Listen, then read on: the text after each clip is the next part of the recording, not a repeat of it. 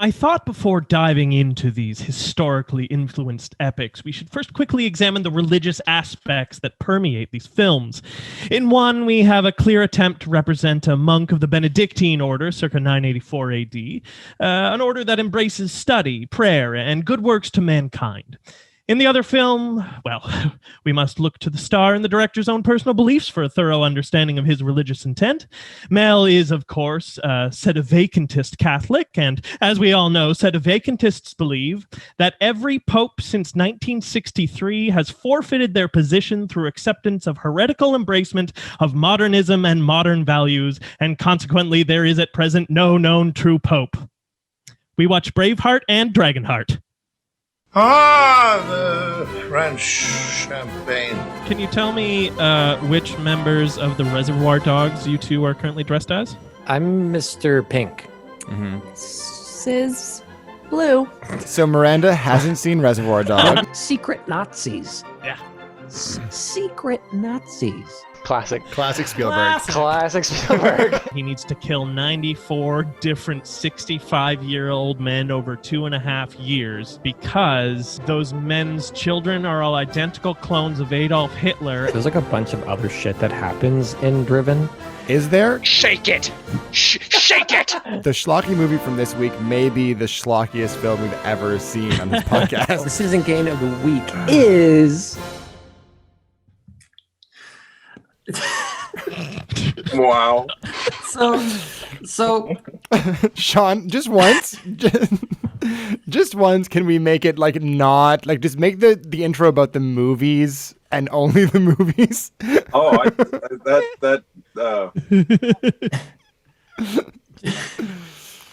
It's just that, like, Sean, you've grown to take the intro to be like your extra time for likes and gripes. Yeah. Where Wait, it's sorry, like, sorry, Jack. I think you're coming through the computer microphone. oh, am I? Oh. Yeah, which is fine because we can jump into this whenever. Yeah. But there you go. that'll sound better. Yeah. Great. But that you've been taking this intro to become like your extra gripe. It's like your beginning of the podcast gripe, where you're like, these are the movies. My concept for this week is Mel Gibson is a crazy nutso. So that's the intro this week. Yes. We're gonna lose definitely all the capitalizing on the opportunity to introduce a very clear thesis. Yeah. But I also appreciate the deep thematic reading of the material, so I really can't object. I miss the poetry that we used to get. Right, I the miss Robbie Burns. characters. Okay. This would have been a good Robert Burns week, guys, it's literally Robbie Burns Day. What? It is. Holy shit. Today is Robbie Burns Day. Wow. Robbie Burns Day? It's the National Poet Laureate of Scotland. You know, and you didn't even do a Scottish accent. You weren't like, Mel Gibson, he believes in this and that, you know. Well, why don't you continue your flawless Scottish as you introduce the podcast? Fine. Well, Can you actually instead try and do it in the accent, whatever accent it was that Dennis Quaid was trying to do in Dragonheart? Okay. I'll do my best. Okay. Welcome to the podcast. I'm a generic hero. Hyanin. I have to get in the character. Hyanin. Hyanin. You broke my oath, dragon. Just a little bit more R roll in it. Like there's an attempt dragon, somewhere. Dragon. Hyanin. Anyway, welcome to Citizen Kane versus, where we compare a classic movie with a movie that is considered to be more on the schlocky side, and we ask ourselves honestly, which is better? My name is Jack Rennie, and I'm joined by my two friends, starting with O1. Is that me, Sean Jacklin? That's you, yeah, Okay. I'm pointing. And the other... Daniel Benoit. Oh, wow, he's really I'm working pushing... on it. I'm trying. It's a new We're thing every workshopping. week. Okay, that's yeah, it. we'll find it. I'll find it. And we're joined by a dear friend of the pod, Mr. Brendan Green. Hi, Brendan. Hi, Brendan. Thanks so much for joining us. Thank you for having me. And if you've been following the podcast, which we know that you have been, thank Closely, you. religiously. Yeah. Like Mel Gibson follows. Like a set of vacantist Catholic? Yeah. Yeah. Brendan also pitched our movies for this week, which we're so thrilled to have. So if you didn't catch it already, well, why do I even bother saying it? I should just let Dan announce the movies once again with his summaries. You want to take it away, Danny boy? Oh, do I ever? All right, here we go, guys. Ready? Oh, Danny boy.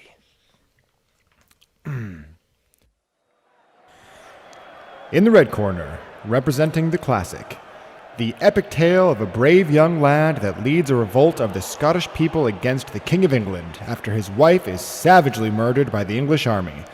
Coming in at a whopping 178 minutes, starring Mel Gibson, Braveheart.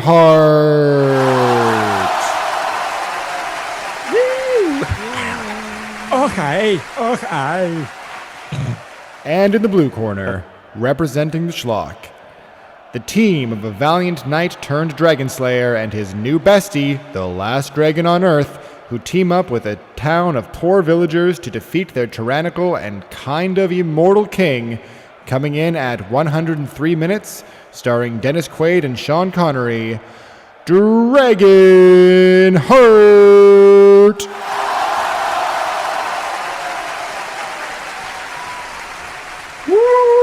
Okay. Get some bagpipe music in this episode. Yeah, I know. Like the way you paused, I seriously thought you had a bagpipe track you were about to play. Maybe I thought Daniel, it was a dramatic effect. May I suggest that instead of bells for this podcast, we have bagpipe sounds in between rounds? Sure, but isn't only Braveheart in Scotland? But Sean Connery is Scottish. Too true. The Scotland is strong throughout both these films, I think. I mean, we can do whatever you want. I was going to just have the sound of someone's throat being slit. Ooh, yeah, we can also what it really also should good. be is just like clanging metal and like meat packing noises. Just to improve on the podcast in general, if you could just have the drone of bagpipes overpower our voices entirely. Yeah. Yeah, really That high actually- pitched. Oh, I can easily do that. Yeah, we'll at least get like the diehard like bagpipe audience. Baggers, we Well, call them. plus the AC/DC people are going to get in on that. The baggers. Great. The funny thing is that like real bagpipe players would be probably really offended by being called baggers. So, You know what? But I have a funny feeling that they would be also totally okay with it. I think the only way you insult like They're stereotypically pipers, Scottish people is like by comparing them to English people. Like they're otherwise very hardy people. Yeah. Okay. You saw what they lived in. Yeah. Oh, Okay. Well? I think we need to do like likes and gripes at the end in Scottish accents or something. Ooh, that's a good challenge. I cannot do it. That's So part of I'm the just fun. I'm just gonna bow out of that one. I'm gonna no, I can't. All right, I know. we'll do it then. Perfect. It's just for 2 Great. minutes then. It's on. Perfect. It's done. Okay, great. I don't even know where to start. Well, So I had quite a bit of fun watching these movies. So thank you, Brendan. I'm sometimes known for pitching movies that are like fun, maybe because they're not fun to watch. I feel like that's something that I keep doing. So it's always great to have someone bring on movies that are both enjoyable to watch, even if it's for like different reasons of enjoyability. Yes. And I didn't even realize how true a thing that was until I got into it, and so I too was very happy with my choices. I hadn't seen either in years, and thank you. I'm glad you enjoyed them. Yeah. Whereas like the shape of them, I would say Braveheart had this kind of long crescendo of a feeling. It really just feels like it's one long like journey forward. But the peaks and valleys of Dragonheart were higher, no question. yeah, it's a And I roller mean that- coaster ride in that one for sure. It is. Yeah. Where you're there's a real live hero's journey that goes on. Yeah. Where you're at one moment you're like, are they trying to hide the CGI because it's bad? No, they were trying to hide it because they wanted to make it a great reveal. Because it's the shark in Jaws, and they're gonna hit you with this shark in a minute. And like, get ready for the tone to be weird. Yeah. Oh, it's all over the place, right? Yeah. And that the opening 20 minutes or so of Dragonheart, that prologue is like, I'm just going to say, like, effing hardcore. Like, I was totally there. I was 10 years old, and like Connery's voice comes in, and I thought the direction was so strong. I was just so enraptured with it. And like you say, it flips on a dime. Like, they're just like, okay, broad daylight, there's a dragon, he's flipping around, they're shooting the shit. But it's really, really fun. It's a fun movie. It goes all over the place. Well, let's pitch it. Let's pitch it against Braveheart. Huh? Let's make them get him in fight the ring. it out. The real battle of these movies. Yes. So, round 1. Story good? Nice. We left the room for the sound effect. Oh, yeah. So you already kind of hit on it, Brendan, with Dragonheart. And I think you make a great point that the beginning, like you said, the first 15, 20 minutes are quite interesting. You know, they're setting up, they have this little fight, this little battle that happens, and the king is kind of trapped and killed, and you see the succession of the son, and you kind of see the son's already a bit of a dick. And he's saved by this dragon that you don't see, but you just see his perspective and you hear his voice, which is a cool choice.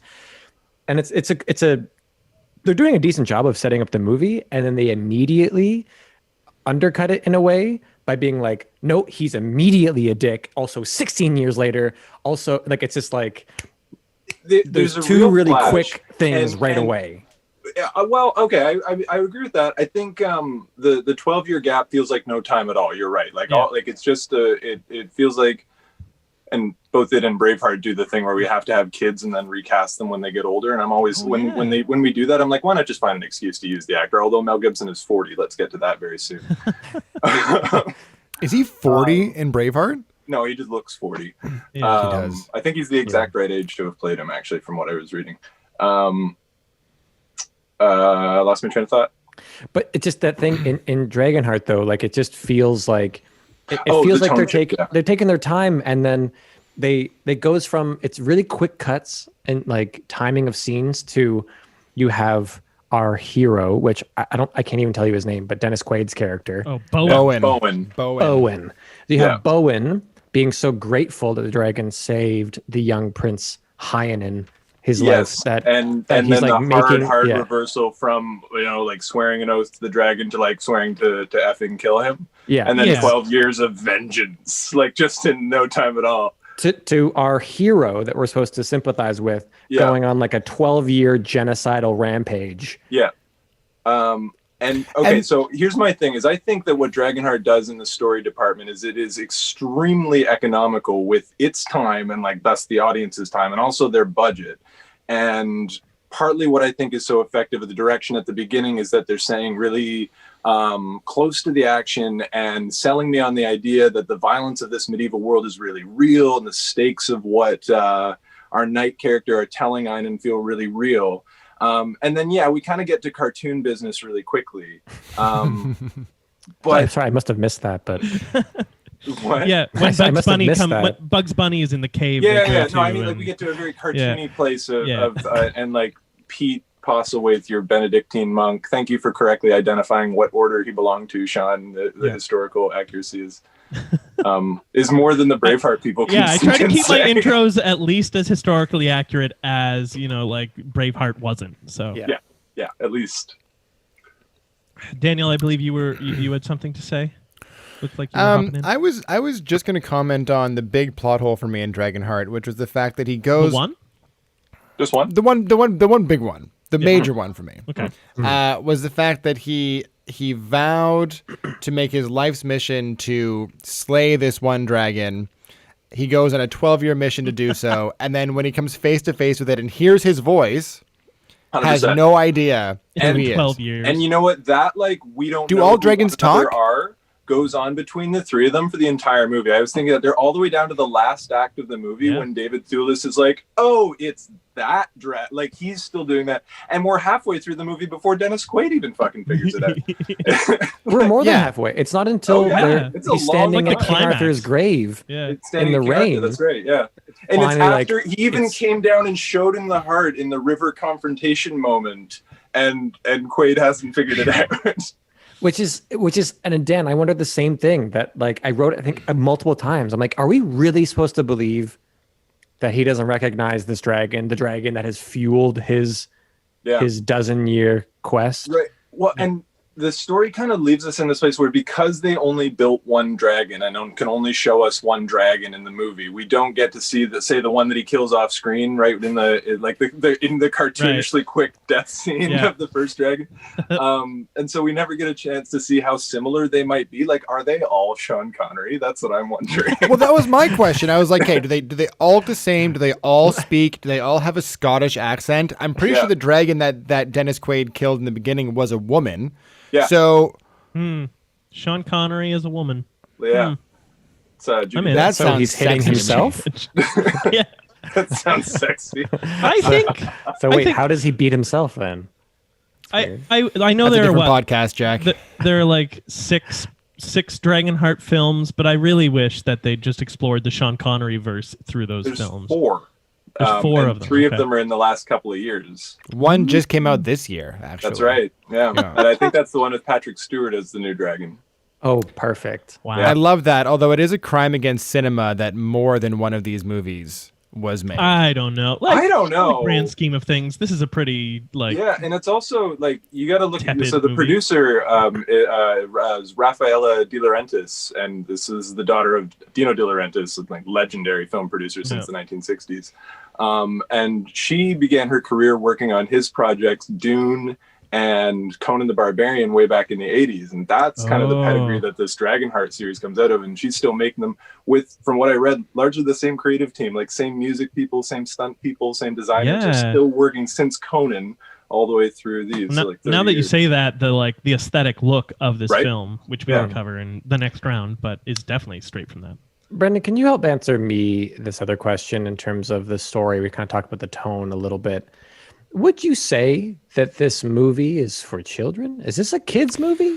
Yes. I was wondering that too. Yes. It's a kids movie, right? It's a kids movie, right? This is, to me, this is a Marvel movie in tone and content. This is like PG-13 action adventure comedy, and I think it's meant to be taken that way. I think like the darkness of the tone at the beginning is really well done and like sells it like the deep dark beginning of something like a Disney movie, something more adult than a Disney movie, which is like, to me, a Marvel movie.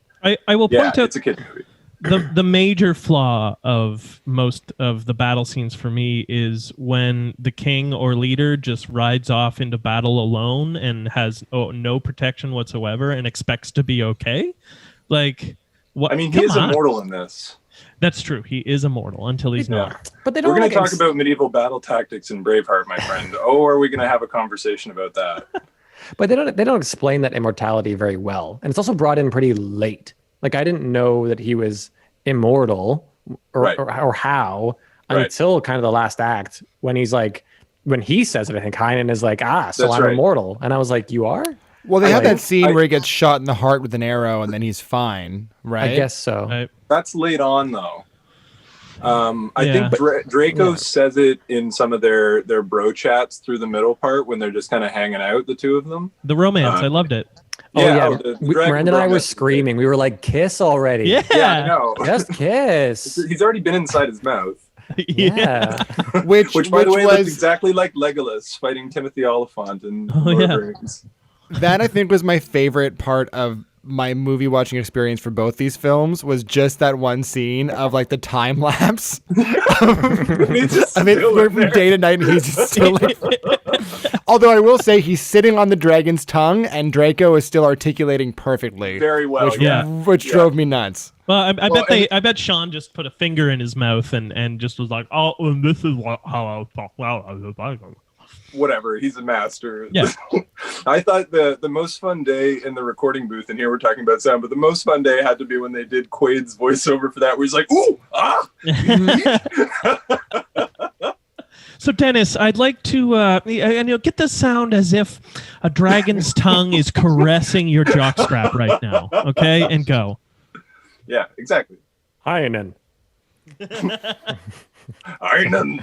You know what it reminded me of, his accent? It was I don't know if Sean and Brendan have seen it, but Jack, I know you have the Wall, or the Great Wall, or whatever it was, that Matt Damon movie where he saves China. No. Yeah.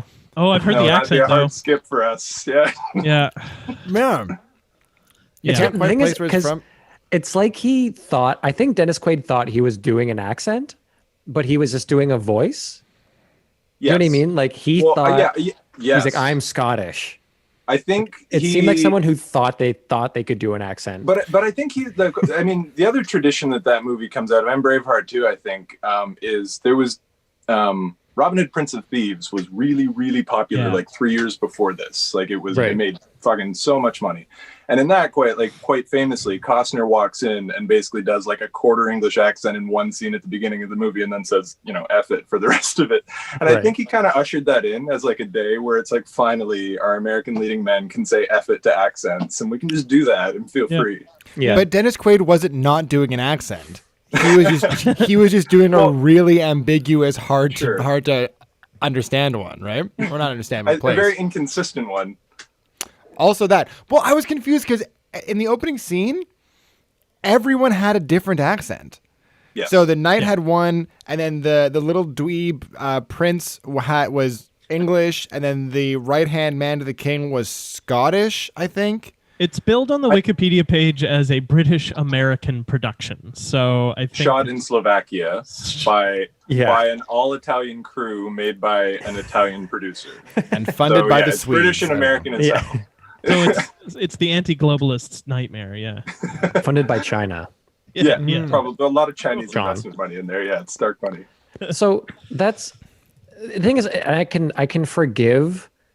Here's the funny thing about story for me with these two movies is that as much as there are plot holes, right, that we can talk about with Dragonheart, it is a piece of original content that is allowed to kind of have those holes because it's not based on anything. Like you kind of can do that a bit more. Whereas rewatching Braveheart for maybe like the 20th time in my life now for this podcast, I'm reminded just so much more of, I'm like in the credits when they're like, many of these things did happen, but we changed things. And I'm like, oh, did you change things? Like the famous Battle of Stirling Bridge that didn't have a bridge. There's all of the locations ever for the whole thing. I guess that's over in the looks department. No, I'm glad you say that, Jack, because what I thought watching them was like, even leaving bad history aside in Braveheart, and let's get to that real soon. Yeah, and as the guy with a broadsword leaning against the wall behind him, if you could please elaborate, I would actually love to hear some of that. I'd also love to see you use that a little bit. Give us a quick demo later. For I actually have what I want to make with it when we get to looks. Actually, fantastic. I expect nothing less from you, Brendan. Do you have any sorting bagels? Any bagels? I wish I had some bagels I could cut. Yeah, thank you for the Red Hot reference. But as I was watching it, what I was thinking about is that these are two movies that want to talk to you about heroism and like what is a hero and what is the justification for fighting and like and what's weird is Dragonheart is very concerned with the idea of what is the Knight's Code, right? They talk about the Knight's Code, they repeat the Knight's Code, there's a mantra, there's a tradition to that. And then over in Braveheart, all of that is very loosely defined as like, William, you've got to be smart. You have to use your head before you use the sword. And we see him like portrayed as smart in ways that I don't think really jibe. And then over time, he's not really doing anything that's smart. He's just sort of being angry and has to keep fighting. But I don't know what that all is thematically. And in the end, he's Jesus. He's this, I don't know what you're getting at, Mel. I really don't. Where I think Dragonheart has a very clear through line, and I think its story is designed to talk about the ideals of what is a knight, and it's that being a metaphor for a good person, Yeah, it's just for me, it's the difficulty of Braveheart is still a better script by a lot, like the crafting of. Yeah. I think the crafting of. I think so. It's a little bit Wait, better. Are Sean and Brendan really questioning that right now? Apparently. Which one's the better script? I don't know. Like, what are we talking about? Because I think there's some structurally, I don't know that I think it's better. I think it's a confusing use of this character in a way. Like, what is the point of Braveheart? What is freedom? Yeah, but what is that? Like, that's what I mean. Like, they don't ever articulate it. Beyond shouting the word. Yeah, but I find one of the things that I was impressed with Braveheart is I kind of forgot I was watching it more of the lens of this podcast, watching it this time and kind of looking for different things that I might have just like watched when I was younger. And appreciating more of the choices they made of how they did storytelling, of uses of symbols, and of course, like aside from the very, very on the nose Christ stuff, which Mel Gibson can't get away from. Cannot resist, yeah. But like beautiful stuff that I noticed in the beginning of the symbolism of the girl giving him the thistle after, which is just like her, like a little girl giving a pretty flower to a boy that she sees as sad. But the symbolism of the thistle for Scotland, of this idea of like your father and your older brother are dead, Scotland is in your hands now, kind of symbolism, and the use of dreams. And a lot of that kind of symbolic imagery was operative in Dragonheart as well, and I was impressed with a lot of the pulls that they were making in their way they were presenting characters. For example, so the choice to put our hero in black and the villain in white. Yeah. And consistently do that for the whole movie as they go through different outfits. Is, I thought, a really neat kind of like, that's a very postmodern use of the colors. And it's sort of like, I think Bowen is one of the heroes that comes early on in a current trend of like, our heroes wear black and they're anti-heroes and they've been through dark things. We only do anti-heroes anymore. Like, we prefer anti-heroes. And what the color symbolism there means in the first form that I encountered it, which was in Dune, in the novel of Dune, is that black represents purity in this case, because black is incorruptible. Black has already taken on all the corruption and is as dark as it can get, whereas white represents this kind of vulnerability to corruption. And I had, of course, never read that symbolism into it before, but coming back to the movie and seeing it this time, I thought, well, wow, like that's kind of a hot pull for these guys to do that. Yeah, it certainly fits their characterizations pretty I thought perfectly. So. Even if I mean, Quaid that's not a point against Dragonheart, but I'm sort of a point against Braveheart. But I think Dragonheart is doing similar symbols. Okay, but I would argue though that, I mean, but black is incorruptible, and yet Dennis Quaid seems pretty easily corrupted in this movie. Yeah, he's wearing black because he's taken on all the corruption. He's so worldly that like his clothes are stained with everything he's taken on, and then in the end, he's the one who makes the choice because of all of that. But then he needed to wear not black before he went on his 12-year crusade to murder everything that did him wrong that one time. Right. Well, yeah, but then you wouldn't get the two of them in that great wooden sword fighting scene at the beginning, where they just where they tell you how hard they're going to whack their steel together later. Yeah. Oofty goofty. Yeah, that was one of the rough spots for me in that film, was watching like the no look choreography and me just wanting to hang myself. Yeah. So that opening scene is both a reference to The Lion in Winter, and also I think directly inspired the opening to Troy. That opening scene? Yeah, them battling in the ruin like that. That's like exactly how we're introduced to Achilles and Troy. With it's exactly the same thing. It's so true. Yeah, and it's straight out of The Lion in Winter with Peter O'Toole and Nigel Terry. Yeah. I couldn't not see the sword fight between Carrie Elwes and Mandy Patinkin and Princess Bride. It had a bit of that vibe as well, actually. It had the charm. They were going for that charm, certainly, but we found out that Mr. Quaid lacks charm throughout the mid-90s. Yeah, and this is the thing about the script that I just want to come back to again, that there's that I'm sensing some funny energy from Sean and Brendan. I think Dan and I are on a similar page with this one. of it's just like I just want to come back to that first scene and just clock that how they start their movie is with Dennis Quaid giving bad readings of terrible lines. Like that's the start of this movie. Well, they're awful. Every single one of them is terrible. We're in it. Listen to the music. Like you're being told that we're in a fairy tale. Like it's not like whereas in the other one it comes in with like some hard-nosed narration from what's his name? Robert Bruce. Robert Bruce, and he's like, and then 15 minutes later he comes back to tell us more, and like I think there's some pretty heavy-handed storytelling going on in Braveheart as well. Yeah, there's a lot of handing it to you on a platter so that you can keep up, even though they're still like making you sit there for 3 hours. My first popcorn throw moment with Braveheart was not the first round of narration. conversation. It was 15 minutes into the movie where it's like, we fucking get it, Mel. and the guy comes back to be like, the King of England. And I'm like, I know. Look at him. Of course he's the King of England. So I think Dragonheart has some shitty dialogue at the beginning where they're hand-holding themes to you, and I think Braveheart feels the need to hand-hold its history to you in equally crappy writing, really. Yeah, some of it isn't very nuanced where they really lean in. And look, it's one of those things where it's tricky to criticize, and I don't want to sound like a shitty I'm reviewing this movie and like it doesn't matter what you do, like you suck, where it's like they want us to understand the importance of them stopping that cavalry charge.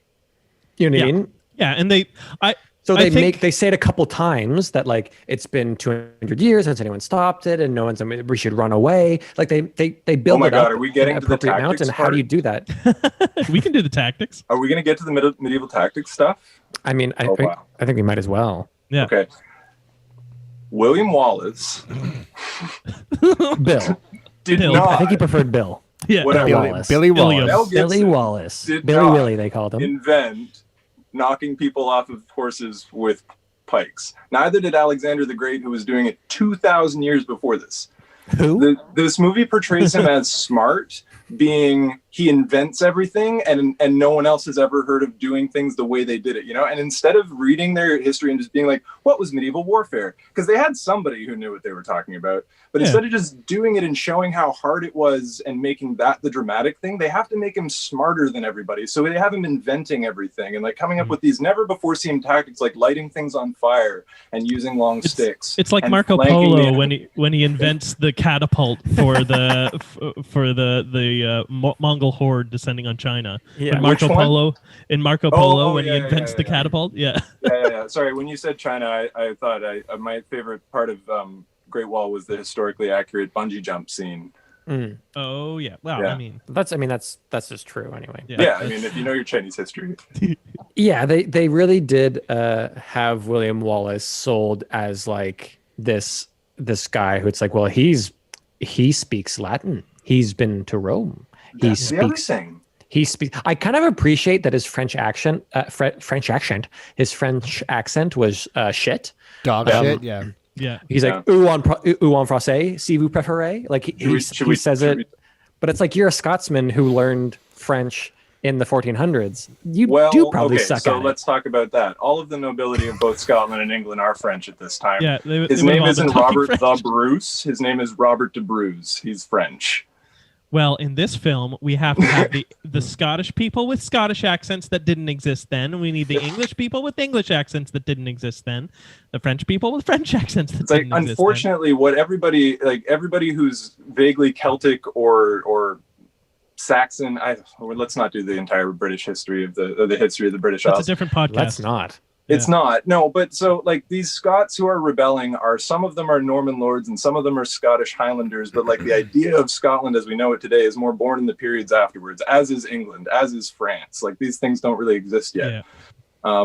And so they're talking about language in a way that's like it's meant to convey to a modern audience that he's unusually smart and well learned, I guess. It seems silly in the context of like we're trying to do something that's historical. I don't know. Like I don't understand why they can't make choices that are within what the real understanding of history is. Well, when I was watching, I kept coming back to this question, and I don't have an answer, so I posited it out to you. At what point, when you're making a biographical film about someone who legitimately existed and is of great national importance to a large group of people, at what point does your creating fiction for entertainment become abuse of lies and like detrimental to the subject matter you're trying to convey? I don't know. The thing is, abusive lies. No, you mean like bordering on propaganda, where it's definitely. like no, I mean more like pride. More like looking at someone that is something that is really important, being like, yeah, a lot of people like this, but I don't like that, and then just like throwing it away to make your own thing. That's what I'm saying. It's bordering on propaganda. Like I guess, yeah. You know what I mean? It's creating a false pride. It's pride where it's not fully merited. Yeah. Right. Their image of Wallace is based on a statue of him that I mean is not from the Middle Ages, right. And Like, what is he really? Like, he is an outlaw who was really successful at the time and got a bunch of people to follow them, and they sacked some towns. But he wasn't a commoner. He was like a low-born noble. And so it's like this idea of like him being this sort of grassroots rebel is the propagandist part of it. Like, he is just as much a part of the cynical aristocracy, and like the people back then were just as complicated as we are now. Yeah. And so like, it's putting it in nationalistic terms that are really icky to me as well. It's like that the idea of Scotland is so important to these people, when it's like Scotland is not synonymous with individual freedom. No. I mean, according to this movie, it is though. So that's what that's what I believe. It's said many times. I looked it up on the internet and actually found there's a lot of good proof on the internet about how Scotland is the land of perpetual freedom. So, you just have to do your research, I guess. Right. Yes. I fell down the research hole on Dragonheart, I will admit. Oh, and that one's more historically accurate, I suppose. I find, yeah. Yeah. I shouldn't have given it the leeway earlier of saying it can have more weird shit in it, because that's not. I much favor Braveheart's story and the crafting of characters in every single way. Yeah. Okay. Just I want to make that abundantly clear. We were still. How do you feel? The delay you is go. great. I'll go. We were still in that great like late 80s, mid 90s phase where women were purposely written into the first act of movie just to be killed mercilessly, so that the hero of women can find himself. Yeah, and then the queen, not having never seen him before, the queen, the soon-to-be Queen of England, Princess of France, is like wet for him. Yeah. Well, because she's heard that he's like a hopeless romantic warrior. Yeah. Right, and because he ripped the sleeves off his outfit. I mean, I was. Yeah. I'm still wet. Yeah. Wow. No, he's extremely go to a doctor. hot. No one's denying that they made him extremely hot. I texted Daniel, I think Mel Gibson has the most sexiest man alive of any person. Daniel thought what I was saying was that he was the mostest sexiest man alive. I was saying he'd been given that award by the People magazine or whoever gives that out. By the people, please. By the people. By the people. Yeah. By the people. Yeah, and you know what? So I've only seen Mel Gibson now in Braveheart, which was my first time watching it, and What Women Want, which is a much older, which is also a lot about how he believes the world exists. Yeah. I gotta think way less, not that much later, like late 90s, like 99. It was quite a bit 2000. Later. Yeah. But I also just watched him in Daddy's Home 2. Nice. Why did you watch that together? We did watch that together. Yeah, and we had a great time. So I didn't get. Where was I? I don't know where you were. You were somewhere, but China. You must have been. I think you were in China. So I didn't understand what you were talking about. My image or my perception of Mel Gibson has always been like old, kind of crotchety, craggy, slightly racist. Yeah. Violent. But then I saw him in Braveheart, and I was like, oh, you know what? Okay, I see it. I get it. Yeah. I get it. Oh yeah. You never saw like any of the Lethal Considered Weapons quite or the anything? dish. No. What? I've never seen Lethal Weapon. He had a mullet in Lethal Weapon, didn't he? He sure did. 80s baby. I would argue he has a mullet in Braveheart. Yeah. He has luscious locks in Braveheart. He has. Is it his real really hair? ugly wig? Is what he has. No, yeah, he's got. How wig. dare you, Some Brendan? of like the costumes, even though that's looks. Let's looks. We'll get to it in looks. Yeah. Maybe. But I think maybe we should transition anyhow. Okay. I think that's a good amount of Stan, what's that? Sorry. Well, Daniel? I just want to say You that didn't talk much. while we're still on story, I actually had no idea that that Braveheart was based on any historical events at all. That's All right. fun, So actually. this has been a very informative segment for me. So thank you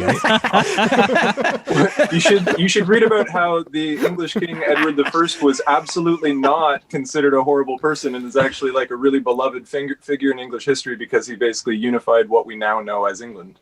Who's this? Oh. The king. bad guy king, Edward the bad guy. Longshanks, is not a historical villain at all. He's a pretty cool guy. But I the mean, son... let's say like he was a king in an era where might made right. So he was an absolutely he was a very successful war leader, but like he was beloved in England in his own time. But also they should do a movie about the son who really was we have pretty reliable records that he was gay, and that also he was basically persecuted off the throne by his French wife and her allies, and that he was murdered in seclusion with a hot poker, and that's where we're going to leave that for the podcast purposes. Yes. But the Edward II is a really interesting historical figure too, and the movie really kind of does him dirty as just portraying him as weak. Yeah. And sort of gay being a byword for weak, and Mel is just ever so hetero people's sexuality. Yeah. Did you know that Mel couldn't understand why people found the king throwing Philip out the window funny? He was like, I don't know why people think that's a funny death. I don't understand. When Philip gets defenestrated. Yeah. I didn't think that I didn't find it funny. People find that funny? It's absurd. It's a bit absurd. It's a bit comical absurd. Because the king's like, perhaps you could show me with the, and it's borderline like, ooh, yeah.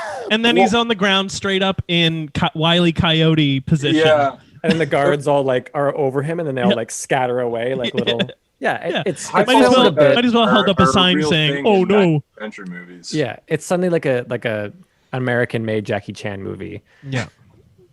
I think a lot of the scenes with the nobles in the castles were pretty over the top for me. Like some pretty cheeseball stuff going on. Yeah.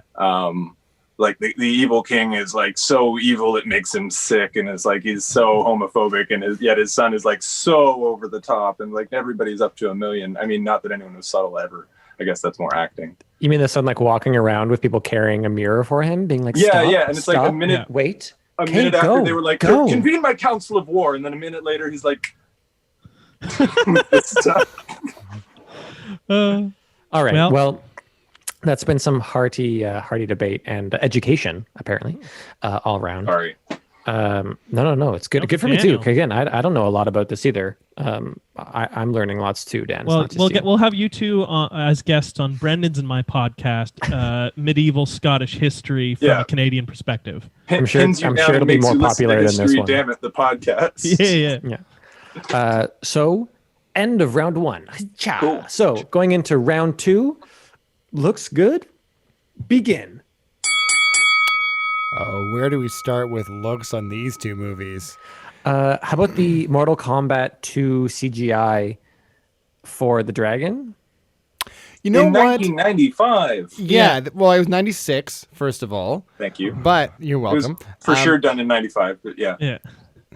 All right. Well, we'll fight about this later, Brendan. But I think that, for 95, 96, I thought it looked pretty good. There were moments where it was straight up cartoonish, but for the most part, when he's talking and when he's like readjusting his jaw, I think the talking was really well done.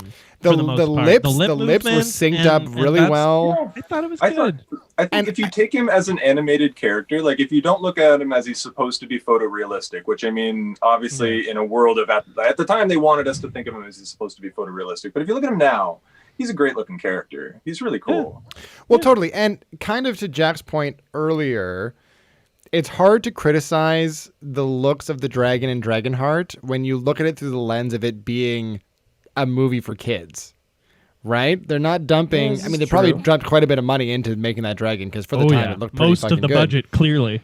100%. Yeah, it was just building the dragon and paying Sean Connery. Yeah, in that cave set. Yeah, oh my God, paying Sean Connery with all the gas hoses. Yeah. But even the even like having other characters interact with the dragon and like placing them in front of the dragon, like a lot of it seemed more or less seamless, especially for the time.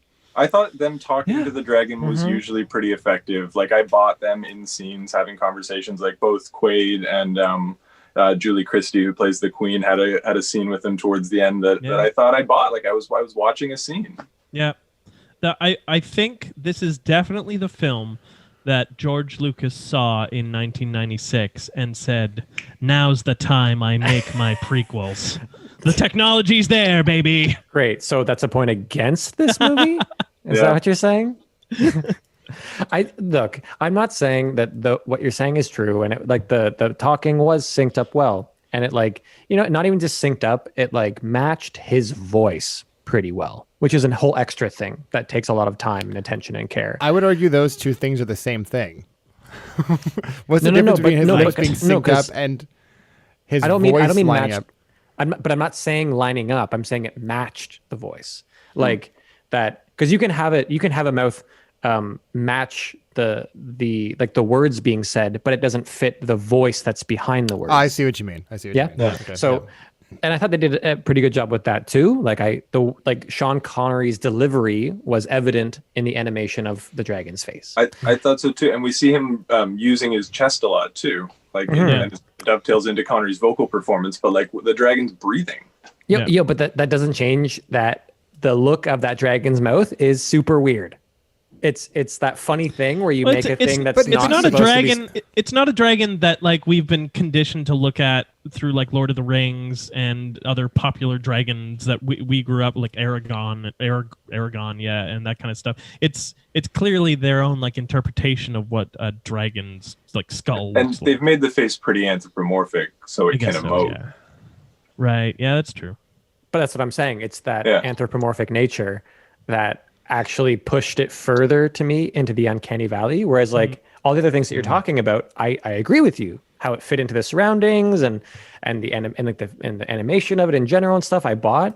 It was when they tried to anthropomorphize the dragon's face that I was like, like Mortal Kombat 2. Like I'd be thrown back into. I mean, I guess to compare it to the other great like voiced over dragon that we could probably go to is like Benedict Cumberbatch as Smaug, who's there being fully mocap. It really is him.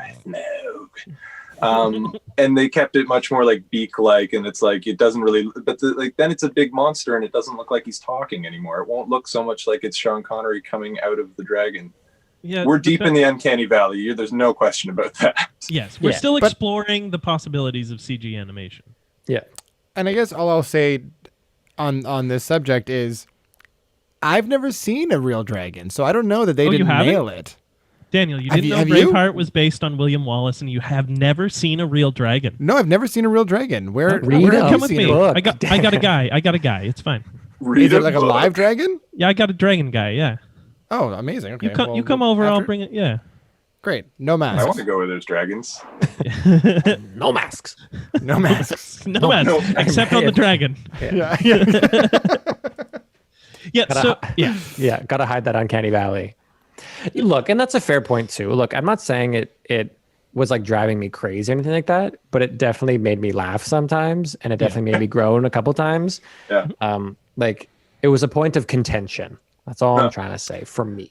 Sure. He's a lot, and he is in a lot of the movie. And once he's there, they're like, well, we paid for him. Like, let's get him up there. Like, let's. Oh, I'm sure they were losing their minds over how good they thought it looked at the time. Oh, for sure. I'm sure they were. They didn't see it. They're like, oh, well, we've got to work with what we got. They were probably like, oh, fuck yeah, we're going to win. Yeah. You know, they got nominated for an Oscar. Really? For best effects, yeah. Doesn't surprise me at all. Oh, of course, yeah. Star Wars. Well, that's the thing. Against what, right? Like, yeah. Who else was doing dragons? Against like what, the Mighty Ducks or whatever was out at the same time? You know, like I watching this movie, it took me about an hour because I was like, have I seen this movie before? This sounds like and seems like a movie that I saw. I had never seen this movie before. I realized kind of halfway through, I've never seen this movie. But if I saw this movie when I was 7, for sure, it would have blown my sugar-loving mind. Like I would have just been, and I bet. And I can understand that if you saw this movie as a kid, the nostalgia that I'm sure it brings to you must be literally completely forgot more than once by Connery's performance. Like the way it like hooked into like some kind of big feeling from it as a kid, and then him being gone now, and sort of just like there was a lot of resonance just in the lines, and it was really big for me. Oof, I didn't even think of his character arc from the perspective of like Sean Connery being dead now. Yeah, that's oofy. Mm-hmm. Although, I mean, again, it's funny because for me, that's what Braveheart was like for my childhood. Was Braveheart. Like I grew up watching that movie a bunch. I definitely saw Braveheart many times as a kid and had a big nostalgia push for it, probably up until fairly recently when I kind of went deep into the history nerd phase of my life and began to sort of see its limitations in those departments. And then also my reading of it now can't get away from my huge antipathy for Mel Gibson, and his creative energy is all over it. And like the homophobia of the handling of the royal court, for example, is just so ick ball. Yeah. He's He's just like there's ickiness in this film. Yeah. Like that's the story though. Maybe this belongs in another section, but I did want to say I thought that Bowen comes off delightfully uncreepy 90% of the time with Dina Meyer's character, except for the one moment where he's teaching her about axes, and they're like, "We could, right? There's nothing wrong with that." And then they don't. Where he steps up behind her and teaches her how to take a golf swing. Yeah. Yeah, it's actually kind of funny because then they have a moment after that where they have an exchange of glances. It was like, that's not what we're doing. Yeah, they realize they're buds. I thought that was like pretty cool. And they kept the creep vibes for the villain so that David Thewlis could go 9,000 degrees into that. Oh boy. So speaking of that character, the female lead, we mentioned William Wallace and apparently what you thought was a pretty grody wig. Let's talk about the wigs. Let's talk about it. Let's talk about the wigs of Dragonheart. In both films. In both films, the wigs are disgusting. Yes. I mean, but the wigs in Braveheart are believable wigs. The wigs in Dragonheart are believable. I disagree. The extensions that they put on all the actors were like... What's this shit in Braveheart? They couldn't Everybody walking around with this hanging off. They're like, sweet wig, yo. Hair and makeup let down the visual effects, the visual of Braveheart for me. What? Entirely. The wardrobe is What disgusting. are you talking about? I thought this wig was really well designed. Yeah, and I felt like the gross wigs were kind of intentional to kind of highlight how gross the people were. No, but it's full on like extensions. Their lifestyle was. It's extensions that don't match the hair color of the hair they're attached to half the time. They were just putting ugly, weird, flompy things on them to make them look like barbarians or something. I agree. The wigs are all over the place. Quaid's hair is gross. I'm like, could we try moisturizing it? Like, what's the matter? It's the Middle Ages, guys. But everyone's hair was gross and greasy. Their teeth are perfect, though. You know, Quaid's wasn't. Quaid's weren't. No. Okay. No, this was before he got his teeth fixed. Was. Mel's were. Yes, yeah. Well, he's the sexiest man alive. And his eyes are perfect. Check out those eyes, though. Those baby blues. Yeah. Those anti-Semitic baby blues. Just slay me. The same colors as woad paint, you notice? Yeah. That's great. Just totally something they wore in that period. So is the because you're really leaning into Mel Gibson and giving a surprising amount of praise to Sean Connery. I feel like the link that these movies really share is leading men who have not aged well as icons. And okay. Yeah. I have more forgiveness in my heart for Connery that the heyday of his career and when he was a real influencer was at an earlier time. Oh no! Oh, there he is. Yep, just double check my connection here. Yeah. Oh, do you have to be worried about that, Dan? Are we going to lose him for? No, it's only if you cut out, right, Dan? Yes. Yeah. It'll be good. Sweet. Well, we also kind of hinted at like one thing I think is important to talk about in terms of the looks of these movies is the fighting. Mm-hmm. Oh boy, howdy. Yeah.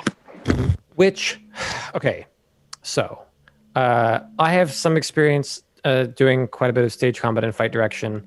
I know Brendan has a lot of experience in that as well, but enough know-how that again, this is something that we can riff on, and I think all of us have a general knowledge of it with distinction, baby. With distinction for sure.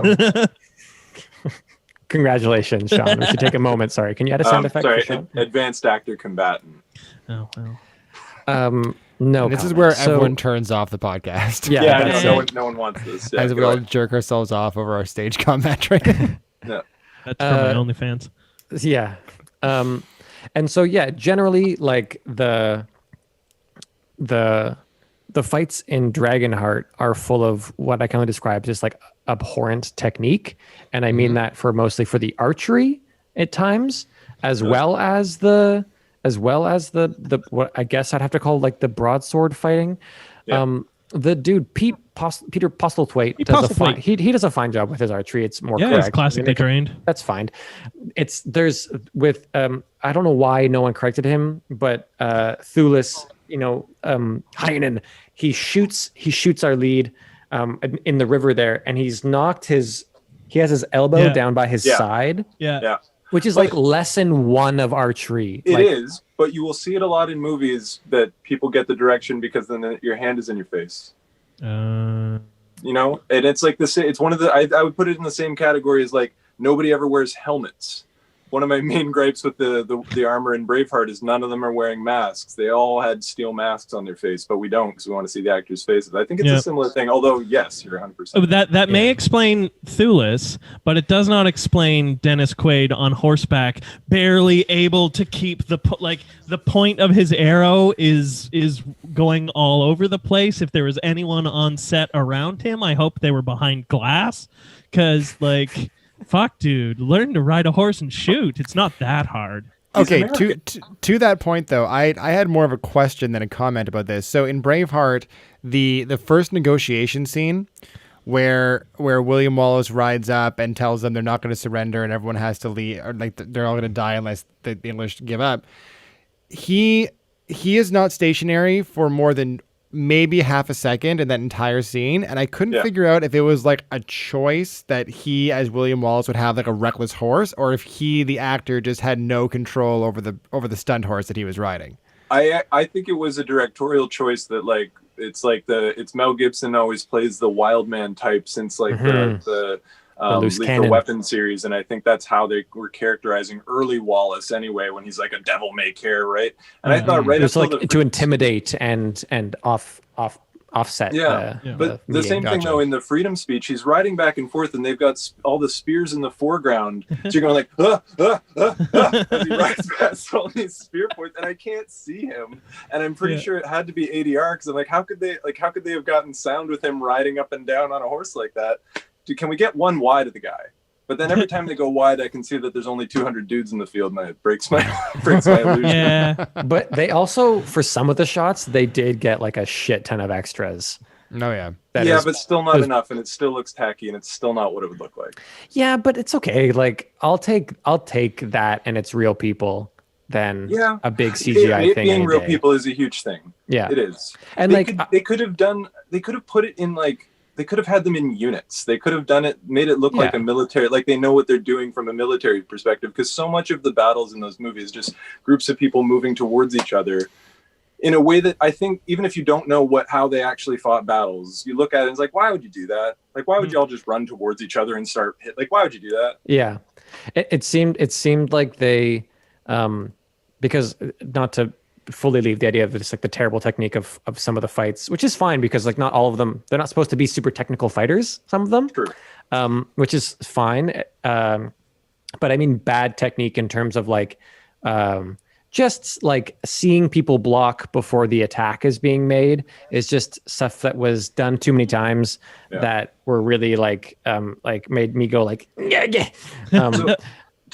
seemed like they wanted to give more the impression of it wasn't about recreating the realistic battle. It was about creating the idea that this battle was really brutal. You know what I mean? Like they wanted to get that energy across more than quick cutting a lot of like maybe pretty questionable action shots very quick, some like throwing blood, some meat packing noises, some leg getting cut off, that stuff. Both films had their fair share of like gore and like that shot in Braveheart where it's like that, like as you're talking about the quick succession edits where they have a hammer brought down on someone's helmet and they just filled it and that the blood just goes like out from the bottom of the helmet. No, it was the blood pack was on the thing he hit it with. I was watching because I watched it and I was like, wait, no, it came out and it sprays down on the helmet off of what he hit him with. So he's just got a huge like blood bag on the end of the hammer. On the end of the hammer. By the way, that hammer belongs in the 15th century. There's of course, no plate armor, no hammer. Cool hammer. It's a cool hammer. Look, it was in the props closet that someone had. It was. So that was one of the things that I got interested in. Like, did they make this armor? Because it's shit armor. Okay, so you guys like the design of the movie. I don't particularly. It looks really 90s to me. I'm like, why is everybody's shoulders down to their elbow? Oh, the 90s. I get it. But I was watching in the credits, and they borrowed from like every major prop house in the UK. It looks like the list is so long, and comparatively, the Dragonheart one is like a couple of of Italian props houses. It's like a really really small list, and I thought that was very interesting. So everything looks out of everything doesn't quite match in Braveheart because it's coming from all over. Yeah. But whereas most of the stuff kind of matched in Dragonheart, except for the crack squad of dragon assassins that had Viking horn helmets. So cute, though. When that happened, man. And they had the shot of them standing there like the fucking Avengers. And speaking of Mortal Kombat Annihilation again, suddenly you had these. They had horns, and their swords had horns, and the shield had horns, and the axe had a dragon with wings on. I was like, what? It was just a movie that was trying to take its fantasy and ground it, and then just jumping way back off the deep end again. Yeah, I think in terms of the period design of Dragonheart, in my head, I was like, it's ahistorical. It's like, vaguely Celtic Dark Ages, and they said whatever. Nope, they said a year. So we're in about the year 1000, and actually, it starts in 984, and then they go 12 years later, which would be 996, which is 1,000 years before the movie was made. Which is, I think, the only reason they said when it is, because if they had a historical consultant, they'd realize that they're like 200-300 years too late. If they're in like the early Saxon period, when there'd still be Celts, and like theoretically people like still venerated the idea of like there being a real historical King Arthur, and that's the idea they're going for. It's maybe set a little late, but their approach to the period armor and weapons is a little more consistent than Braveheart's. At least they're at least landing it in like the early Middle Ages. They're vaguely Anglo-Saxon with some Norman stuff thrown in, like the teardrop shields is super Norman. But Braveheart is all over the map. They're just like, what's the Middle Ages? Okay, that, and then also like everything from parts of the world that are nowhere near Scotland. We're gonna do that stuff too. We're gonna do a bunch of stuff from Conan the Barbarian. We're gonna pull all this stuff in, and it's just like whatever we want. They wear like rough leather and stitches and things. Daniel, your thoughts? Hot take in the field. Daniel, go. Again, not a history buff, so I have no comment on this. But Dan, what do you think? What do you think like cinematography though? Like not just like fuck historical accuracy for a second. In fact, fuck it forever. Sorry guys, but. No, Jack's coming down. No, I'm just joking. But in terms of this, like the use of shots, and because again, I thought Braveheart was pretty beautiful. I thought its use of dream sequences and how they were done were effective, but not overly like kitschy. I thought the shots, like the landscape shots, of course, are like of course, unbelievable. From a cinematography standpoint, Braveheart had me as soon as the movie opened with those wide sweeping like drone shots of Scotland. Right. Especially because I was coming off the heels of Dragonheart, where everything is like slightly kitschy and has a bit of that like Robin Hood Men in Tights aesthetic. Whereas this one has a Robin Hood Prince of Thieves aesthetic. Haven't seen that movie, but I'll take your word for it. Yeah. But I mean, this movie felt like a big budget, like I dare say, well directed film from a visual perspective. Mel Gibson is an entertainer. Yeah, if we're just talking about cinematography, because I can't speak to any of the stuff that you guys are talking about with historical relevance or accuracy. That's all way over my head. I watched this movie as like the basest form of a layman when it comes to this kind of stuff. That's good. Yeah, so for me, I was like, yes, I can't believe people used to fight like this. This is fucking ridiculous. Yeah. But I thought from a visual standpoint, the cinematography, I thought it was beautiful. I thought the opening shot where we first see Mel Gibson on horseback, kind of just like through that little clearing through the stone wall, was beautiful. The landscape shots were great. Yep. The dream sequences were really, really well done. The sequence where he's, it's like so etched in my brain. The sequence where he uses slow motion, or kind of slow motion. It's like semi slow motion. A fair bit, where it's like he uses it to build tension, but it's done quite well. In particular, like that first sequence where Wallace is returning after his wife has been killed, and he's riding in on horseback, and there's all these shots of the English guards, like creep. You see the horse, you see like through the horse's legs, and then there's also like a bit of a house, and the guard is moving, and there's like wondering, it's semi-slowed, and the music is like eerie, intense. Is it it's like slowed, or is it just that he like drops out the sound and leaves it on shots for a really long time when we're kind of waiting for a moment? Because I had the same thought, and I wondered if it was slowed at all. I think it's slowed really just a little. Just a little. Like when he goes to put his hands on his head, it's like I think there's like a little bit of a like You're probably right. blur Yeah. of sorts, And you're right. It is. Yeah. Yeah. fair Yeah, enough. he does use slow mo quite a bit. The one time that I will say I thought it was used very heavy handedly was the first I know moment what you're where thinking.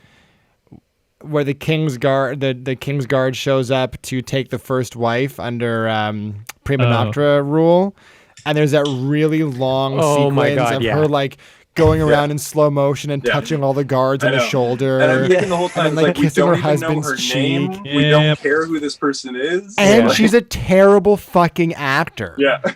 Like it's so the wrong person to hold a slow motion long take on. It's awful. It's like, and the like his wife, who we're supposed to care about the rest of the movie, doesn't even get one of those.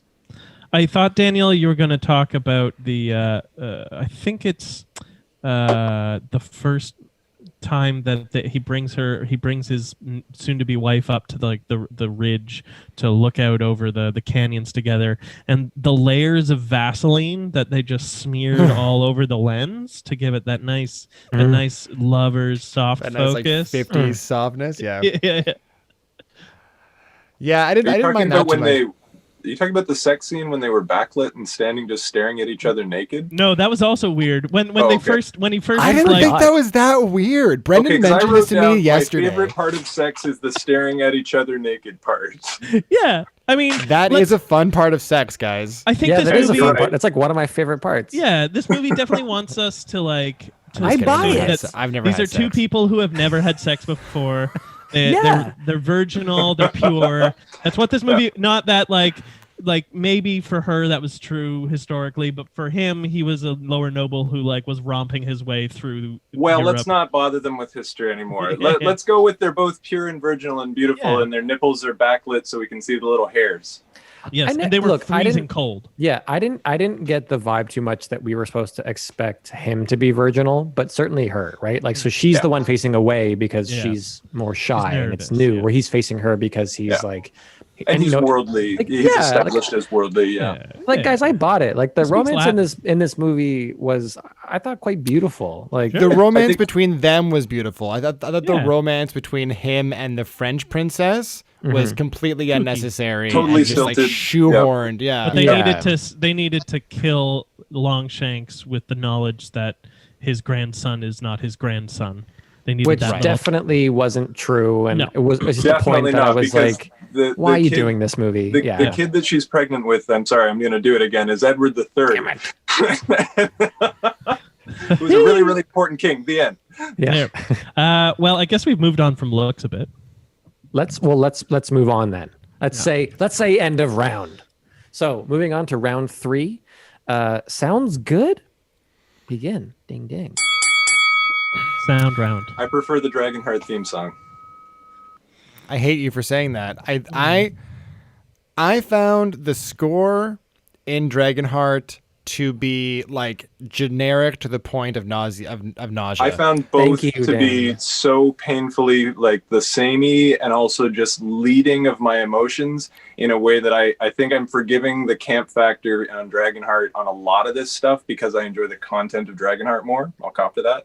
But for me, the music of Dragonheart felt dare more you. on brand than Braveheart. Not on brand. I think it was on brand. It was just cloying and emotional and leading and Yeah, unnecessary. Braveheart definitely is a melodrama, and Yeah. it uses its Yes. music to like manipulate us to feel what we want to feel. But it also earns those moments through the other, like the acting and through what they're presenting. Dragonheart, I agree with you, Brendan. I think that I like the music in Dragonheart. It is pretty standard, like adventure music. fantasy shit. Fantasy yeah. music, Yeah. but it was well done, and I thought they used it pretty effectively. And I liked, and like the voiceover from Sean Connery was, as we were saying, was layered in pretty well, except for Jack, who hates love or whatever, you know. But I don't know. Yeah, that's me. That's my thing. Someone go. I think that honestly, I think the music in Braveheart is quite brilliant, if I'm being honest. Not only is it a choice usage of instruments of that represent like so much about the story and where it takes place, of like just the use of the sweeping bagpipes, like Yes, in a the really bagpipes beautiful were way, awesome. and like the wooden flutes and the drums, just like simple drum stuff. And I think the people who made the music for this movie did it so well that it's hard to notice the amount of like synth and stuff that's actually layered underneath all of that. Yeah. That it just becomes, you just kind of believe that that's how a bagpipe sounds. You know what I mean? Because they've layered it in with this, like, it's really, really intelligent to me. There's like a hum that isn't from the bagpipe that is like supporting it a little bit, and it's not fully noticeable if you have to like listen for it, but it's there really supporting that bagpipe. Yeah, and like adding this different bass to these like sounds and like chords that you're getting, and they're just fluctuating it just a little bit and making it connect a bit more to the audience that would be watching it at the time. Yeah, who isn't gonna get super maybe emotional off of just purely a bagpipe, like maybe. So I had a good moment. Aaron showed me up a little, and I was like, "Wow, bagpipes played by people who can pipe are beautiful. This is fantastic." She's like, "Yeah, any instrument when it's not played right sounds bad." Sean, I was like, "Oh yeah, okay." Yeah, you should break up with her, Sean. That sounds like bagpipes are great. So I was really affected by the music of Braveheart. I think, and it's that tricky thing that I kind of mentioned earlier. It's like they're trying to use the music to affect you, and then sometimes we critique movies and go, "Oh, you're trying to affect me." You know what I mean? And it's that tricky thing where it's hard to explain maybe why sometimes it's the bad kind of affecting you, of when a movie isn't being shot well and the acting isn't very good and the writing is shit, and then there's like a composer trying to be like, "It's sad. Feel this." Yeah. And you're like, "It's not sad. Stop trying this." No. Whereas you kind of said, Sean, like the music of Braveheart to me complemented the beats of the story, what was going on, super well. It elevated it. I think it's outstanding. I think it's wow, truly outstanding. Yeah, I fall somewhere kind of in the middle on Braveheart. I think I agree with all the stuff about the bagpipes. I think the atmospheric sounds and scores, the stuff that was like meant to like give you the sense of like the heart of Scotland. Yeah. That stuff was really effective, but I also agree with Brendan that the manipulative scores during like pivotal moments of the movie felt a little heavy-handed. So that like I found myself actually being pulled out because Give me so one aggressive. example. Give me one example. Mel Gibson is Jesus Christ. The last 20 minutes of the movie. That's just him punching us in the face repeatedly. Yeah, it's a hard last thing. Yeah, it still moves me. It's a I shame. still like I still like am moved to tears by the end of that movie. But also, this is more of a looks question. But did anybody else think that maybe that last moment where we can't really see what's going on, but he's like wincing in pain, that the executioner is just giving him a really, really dry handy? Now I'm thinking of that. He's like, "Oh, You're right, and we're in very visual territory. But I really liked the Little Person Dumb show right before, where they mimed with a rope what they were going to do to him, and I thought, what an effective like use of my now my expectation is primed. Now I know, and now I know what you're doing. That to the point about being led by the hand. I felt like he doesn't really trust me, and the music is a place where it's represented. I think the music is beautifully done, and I think I can't comment deeply on the creation of the music or its finer points. I do feel like the music is an area where, as part of the direction, I felt led by the hand continually. But what I will say though is that I think that when you're taking into account how many people and the various kinds of people that are going to be watching this movie, this like dense 3-hour historical epic, it's safe to assume as a director that you're going to have to spoon feed people quite a bit of information. Like, you are an exception when it comes to the regular kind of viewing audience of this movie. Okay, I look, I'll take the exception argument, and I know that like the way that Sean and I are talking about the comparison is not a sort of a mainstream argument, and that Braveheart is a populist piece of work. That wasn't to criticize your opinion. I'm just saying that I guess and you're right. And the use of Scottish instruments and to pair that with the imagery of kind of differentiating the Scots and the English in the way that they did, there's a lot of beautiful work being done. I think that the story one isn't all that complex though. The movie had a tendency to feel as though they don't think that we can get the ideas that like there's this English king, like, you know, what I said, that they have to explain to us that this is the English king. It's like that they have to explain to us that it's sad that his wife is being murdered in the public square in a way that, like, I felt like the music wanted me to notice it all the time. There's no music at that point though. Challenge. No, but it's in dead silence. It's in dead silence. I will agree with you that one moment that I actually found the lack of music. I mean, I talk about the lack of sound being a sound choice all the time in this podcast, but I think that in that particular moment, it was so effective to have essentially just they dropped silence. It out, and then when it comes back in the drums of the tension of the slow motion and the attack, you're right, was very well done from a sound perspective and across the board. You're right. There's like directorial choices that I can recognize and connect with, and that I can appreciate. Whereas I don't know.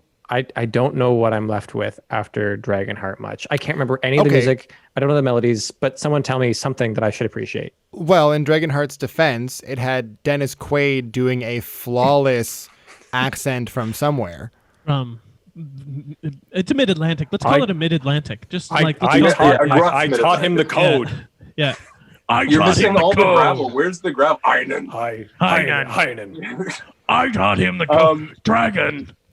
The sound design of Dragonheart was jarring at all times. The metal clanging was never not just like this jarring noise, and there was greater variation in Braveheart for sure. We didn't really actually get to the stage combat of Dragonheart though, and so as a sound point, I'll mention it. All they do is clang their swords together as hard as possible, and it sounds like it, and it looks like it, and even when they get close in the shots, you can see how burred up the edges. Yeah, it's fucking cracked as shit. It was nuts, right? Yeah. So, and this was the other thing I was going to say, and I just wonder about this. I noticed it in both movies. How come in movies the hero swords are like they always use in Brendan's holding his sword up. Yeah, he's taking out his sword now. Yeah. For anyone listening, he's holding it to the camera. And that's not a euphemism. Sword. And so for the podcast audience, I'm holding up a stage sword, which we're all familiar with, and it's like this is like a particularly safe one with a big old round beveled edge, and the edges are beveled too, right? And that's for stage combat and it's for safety, and it's pretty obvious why it's like that. And so most of the swords on set are going to be similar to that, obviously for safety. But I'm like, why is it in the close shots the hero prop sword can't be edged, or at least like have a much narrower bevel? Because they're out there with these big, thick honking pieces of steel, and I notice it every time. And I feel like, am I the only one who notices that like all swords in movies look like metal baseball bats? Like they're huge. Well, when Mel Gibson's walking around with a mid-German two-handed cleaving weapon. A spy-hander? Yeah. It's spy-hander, exactly. Yeah. What the fuck? Yeah. Yeah, but it's so cool for the movie though, isn't it? It's super cool. And then when Hamish throws the sword into the battlefield, you know freedom has been won. You know what? At least there were Highland greatswords at a different period that existed. Whatever the fuck that thing that Hamish drags around for the whole movie is, that giant battle axe that belongs to the dragon hunters from Dragonheart, that has no place in any point of history ever. But I don't. Sound is usually a pretty short section. Are there any other points anyone wants to make before I push us along here? The way that in the opening act, the prologue that I found so effective in Dragonheart, the way that they use Connery's voice. We joke that the dragon's acting like the shark in Jaws, but just playing Connery's voice as the soul of the character right from the beginning was huge. And again, I was really moved by reconnecting with the role and his performance. It was an interesting choice, if it was one, I will admit, to leave the dragon sounding as human as they did. Yeah. Yeah. They were resting on the gravitas they knew that Connery could bring to that. He's kind of dragony sounding. Yeah. I think they're adding some resonance to it, and they're adding some dragony sound effects and roar bits into his voice, right? Yeah.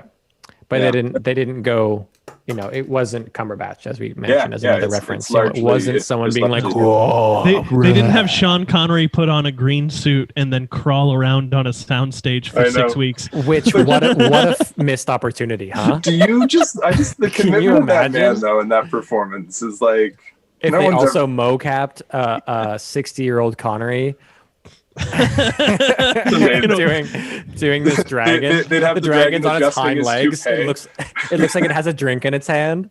And it's like, why is the dragon moving like that? Why is the dragon pinching the heir's butt? Yeah, it's really into that tree.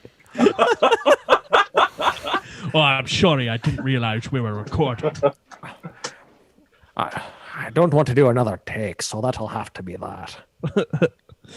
Sound. So, end of round of sound. End of round. Moving on to our last main round here. Going on to acts. Good? Acting good? Acting good? No. Right. No? Really? Just generally no? I mean, I'm gonna There defend are some Braveheart again. standout moments, but- I think the acting in Braveheart is good. Yeah, some of I think some of it. Some Yeah, some of it's real good. Mel's good. He's Mel's good. A lot of the time. He has Until- he does the crazy wild, as you talked about, like kind of the wild man thing Yeah. for a good chunk of it.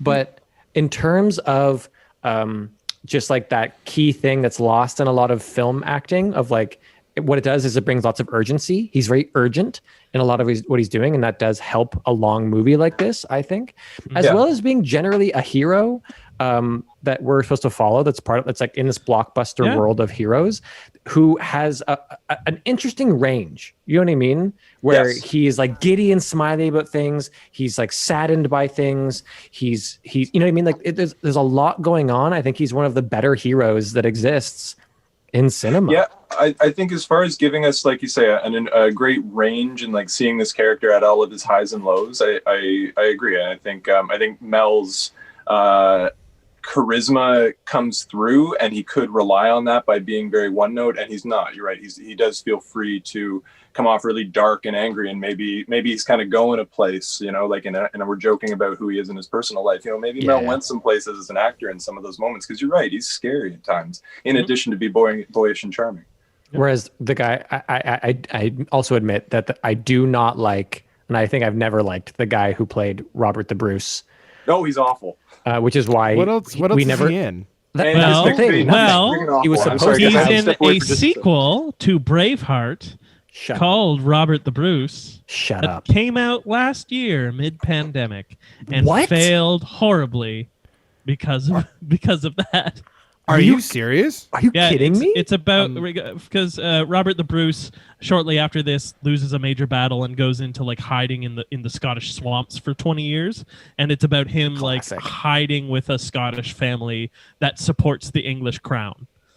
And so it sounds like a great film, and Jared Harris is in it, but apparently it's tripe. But that actor was so bad. Yeah, he's not great. I mean, he's not so bad. Like, he's trying to act. It's that tricky thing where he's clearly trying to give us a good performance. He's just not. The effort is appreciated, but something about it just rings weird. Well, yeah, he is definitely the one that is acting the most in this film. Yeah. He's really putting work into it. Did Brendan go to find a movie that he owns with that actor in it or something? But I thought you were going to talk about Brendan Gleeson, who I just love to see anytime. Yep. And he's great in this movie as well. He's fantastic. He's just so good. Daniel, Brendan Gleeson, go. I don't know who Brendan Gleeson is. Remind me. Hamish. Who is he in? Hamish, the big best friend. The big brute? The Professor one that McGonagall. We're talking guy from In Bruges. We're talking... I've never seen In Bruges either. Mad-Eye Moody.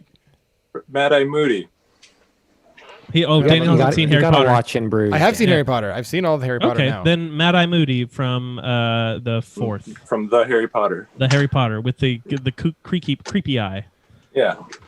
I love. Oh yeah. The big friend. He's the big brute in Braveheart. And Lord Jeor Mormont from I was going to Game say of Thrones. Mad-Eye Moody and his father, Lord Commander Mormont, who takes an arrow and then loses a hand and keeps on fucking trucking.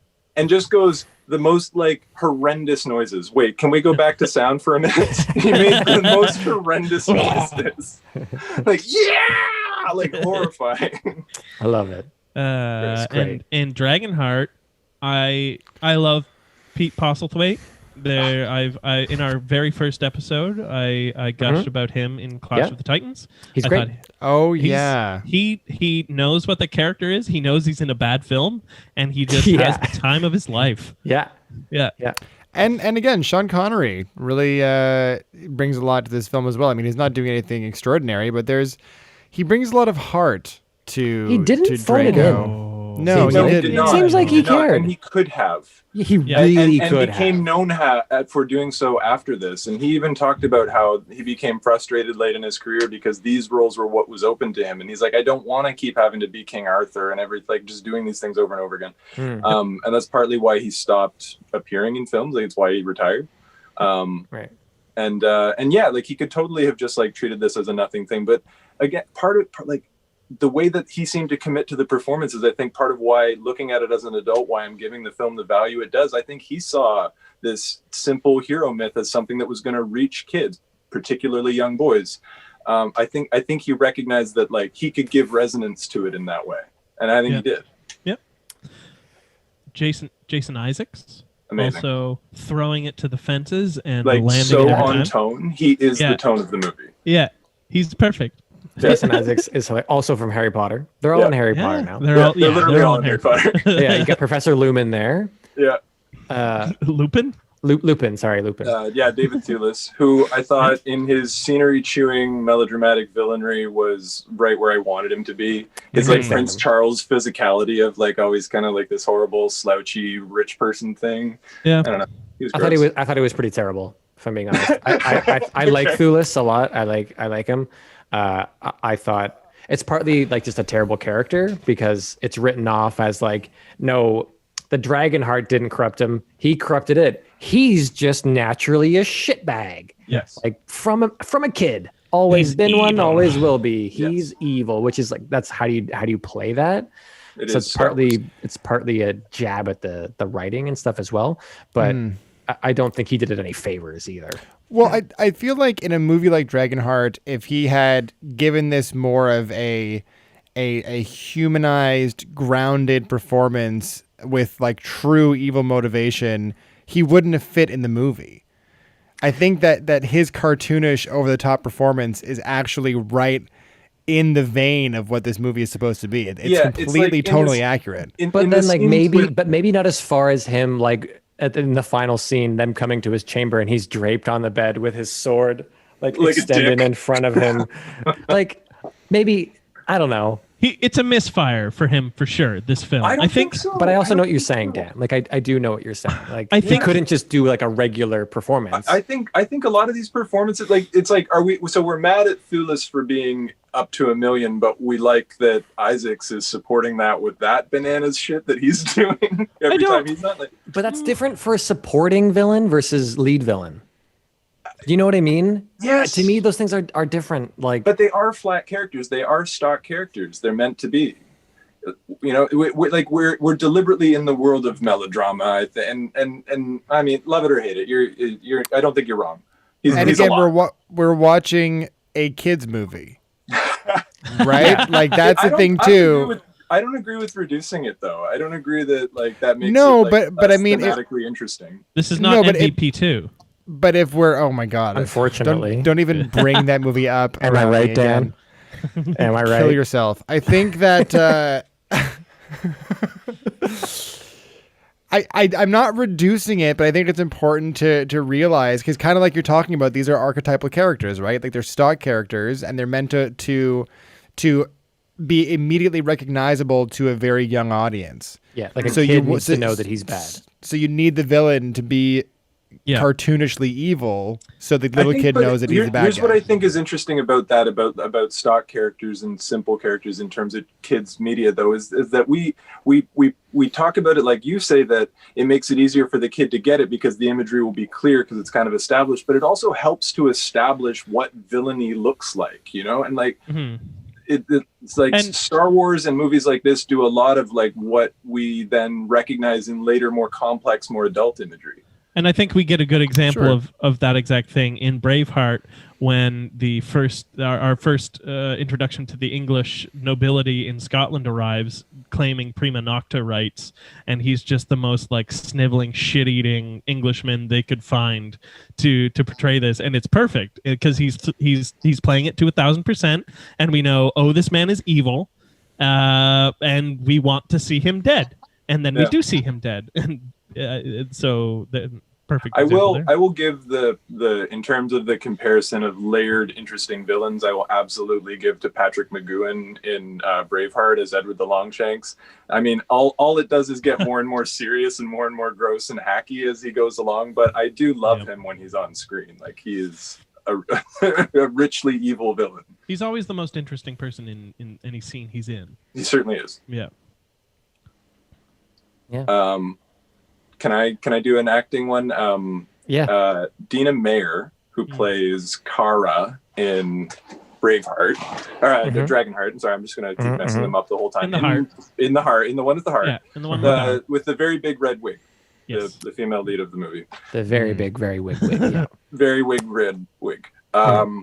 I kind of have this soft spot in my heart for her as an actor, not because I ever think she's like turned any terrific performances in, but she was sort of I'm going to use the term, a nerd queen of the 90s and early 2000s, appearing in a lot of movies of this ilk. She was in Starship Troopers. She was in one of the Star Trek films that came out. Oh my God. She has been in a bunch of stuff, right? Thank you. Because Oh my God. I saw her face and I was like, Troopers. I've seen her in so many things. And I turned to Marisa, my girlfriend, and she was like, no, she's only done this, because she pulled up her IMDb page, and on her IMDb it says she's only known for Braveheart.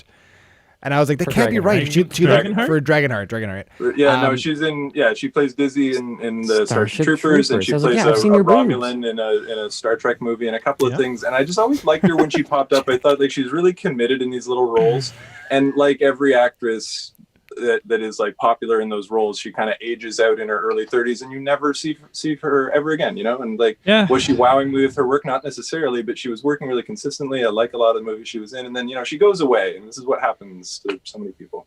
Yeah, but I didn't think she was bad by any means. Like, I thought she was good. I thought really bad, like bad, or just like, or like, just like yeah, like someone bad bad is different accent. than unimpressive or like you know, I don't know. Well, so She I certainly wasn't rich or something. I was confused by her complete lack of an accent, which I guess, I don't know if that was a choice or if that was a... We're in accent land, though. Yeah. Whatever you want to do in this place. Here's what I'll say. Relative to the rest of Dragonheart, she was fine. Relative to the craft of acting, she was wretched. Okay, but the whole cast of Dragonheart, relative to the craft of acting, it's like Heat is over here. On fair. Okay, character actor. fair. But okay, so this interests me because I think what we're beating around is this sort of thing that we do judge people's performances on this scale of naturalism versus like character tropiness, and we're talking about, and even in direction too. But since we're on characters, we're very accepting and forgiving of somebody kind of old school and kooky like a Pete Postlethwaite when he wants to go there on his silly bard character, right? And yet more critical of like the hammy melodrama of the Thulis performance. And I'm wondering, and it's like, so Jack cited the centrality, like the villain in the center of the plot can't be way over the top, and it's fine for a less central villain like Isaac's to be ridiculous. And so, you know, like we don't want a Postlethwaite performance in the role of Bowen. Bowen has to be like more conventionally heroic, I guess, even though his performance is pretty campy anyway. I'm just interested in that. Can we talk about that? Yeah, I mean, I would just start by saying that's actually not exactly how I would define my argument. I would say it's not about naturalism. I actually don't care much for naturalism. And how I would rate kind of all of these categories is actually how they fit into and elevate the world that is being created for the endeavor, whatever it may be, as well as how much they fit and support the story that is being told, right? So it's actually not about realism, it's just how they contribute to the film itself in this case. So it's just one of those things where I'm totally okay with Thulis giving a big over-the-top melodramatic performance as Heinen. I'm just saying that his over-the-top melodramatic performance was bad. You know what I mean? I think he's bad at that. Okay. Yeah. You know what I mean? And I feel at least in this movie, he's not good at it. He's good as a really grounded guy. I felt the same way about Thulis, to be honest, in Moreau, in that he was an actor in search of a direction. And I think in this as well, he is going on gut instinct. And I don't think, like, Thulis after Harry Potter is every single thing he makes, he's got a clear direction and he is nailing it. I think what we're seeing here and with Moreau is David Thulis still, like, in his first couple films trying to figure out what's going on, perhaps. Who was he in Moreau again? The main guy. Character. Oh, right. Yes, of course. Shit. A very educational podcast for Daniel today. Oh my god. What are you doing, buddy? I can't not think of just Val Kilmer and Marlon Brando and never mind. Let's move on. Well, he's not one of those guys. No. He's not Marlon Brando. I know that now. All right. So I think let's wrap up acting there. Let's say end of round. So good rounds, everyone. Well fought movies. We're going to now jump into our little lightning round called Likes and Grapes. Likes and grapes. So how we actually do this now is we actually have a timer. It actually is a lightning round.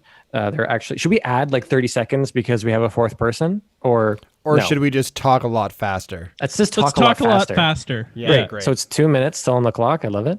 And essentially we're going to go around in the circle. Let's go Sean, Dan, Brendan, myself. Okay. Does that work for everyone? Yeah. And essentially give as much context as you like, but not too much because it's a lightning round. And this is just your chance to air any likes and gripes of these movies. All right. Okay, ready? Everyone ready? Yeah. 3, 2, 1, begin. Oh, is it me? Yeah, it's Yeah, you. Sean. Let's try it shit. again. So, Sean, no, yeah, sorry. let's just Ready? restart. 3. We're gonna do it again. We're gonna do. no. It's okay, Sean. It's okay. I'm sorry. It's my first time. So just so you know, Sean, it's you first. Okay. Yeah. Okay. So Daniel, you're going first. Yeah. So No, Sean, it's Okay, you I'm going first. first. You're first. 1, and go ahead. Like medieval throwing rocks at your lover's window.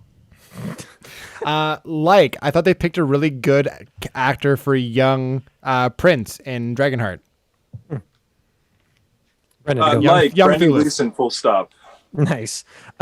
Gripe the elaborate dead body drop onto the nobility's dinner table in Braveheart. Oh, what the I know. fuck? What the hell? A gripe. The bags of gold as a currency standard.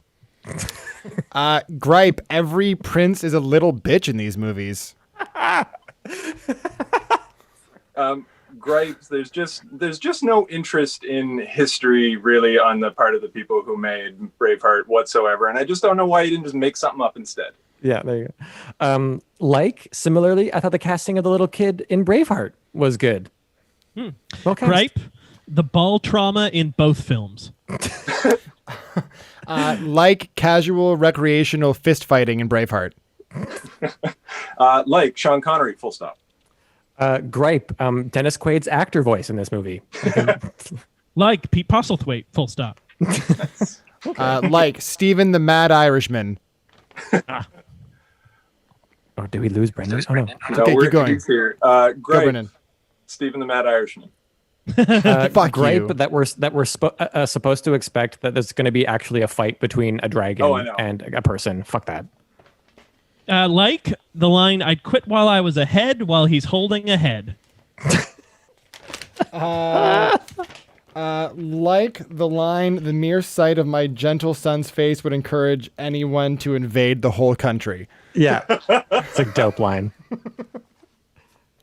Brendan, go. Pass. Gripe the fact that the dragon and Bowen don't kiss. Gripe. It is the ability to compromise that makes a man noble. And we're done. That's it. Good lightning round, everyone. That was a good lightning I round. can't believe I passed.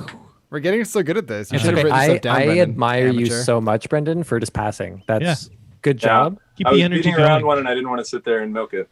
That's It's good. Well done, everyone. That was Likes and Grapes, our lightning round. I don't know what I'm doing. Thunder. So let's get into our rating. Let's wrap this bad boy up. So starting now to give our official points here. In terms of story good. Who would give points where? This is going to be a weird one. Yeah, I think we're going to be pretty split. Yeah, this is going to be odd. My point has to very definitively go to Braveheart for story. Yeah. No explanation needed. I think it's just pretty clear. Okay. Brendan? Yeah. My point is for Dragonheart, which I think, like, for all their similarities and like they're talking about some of the same stuff, Dragonheart says it better, guys. Oh, that is not what I They expected. do. Like, they do. Braveheart doesn't show what it says it's showing. Anyway. I agree.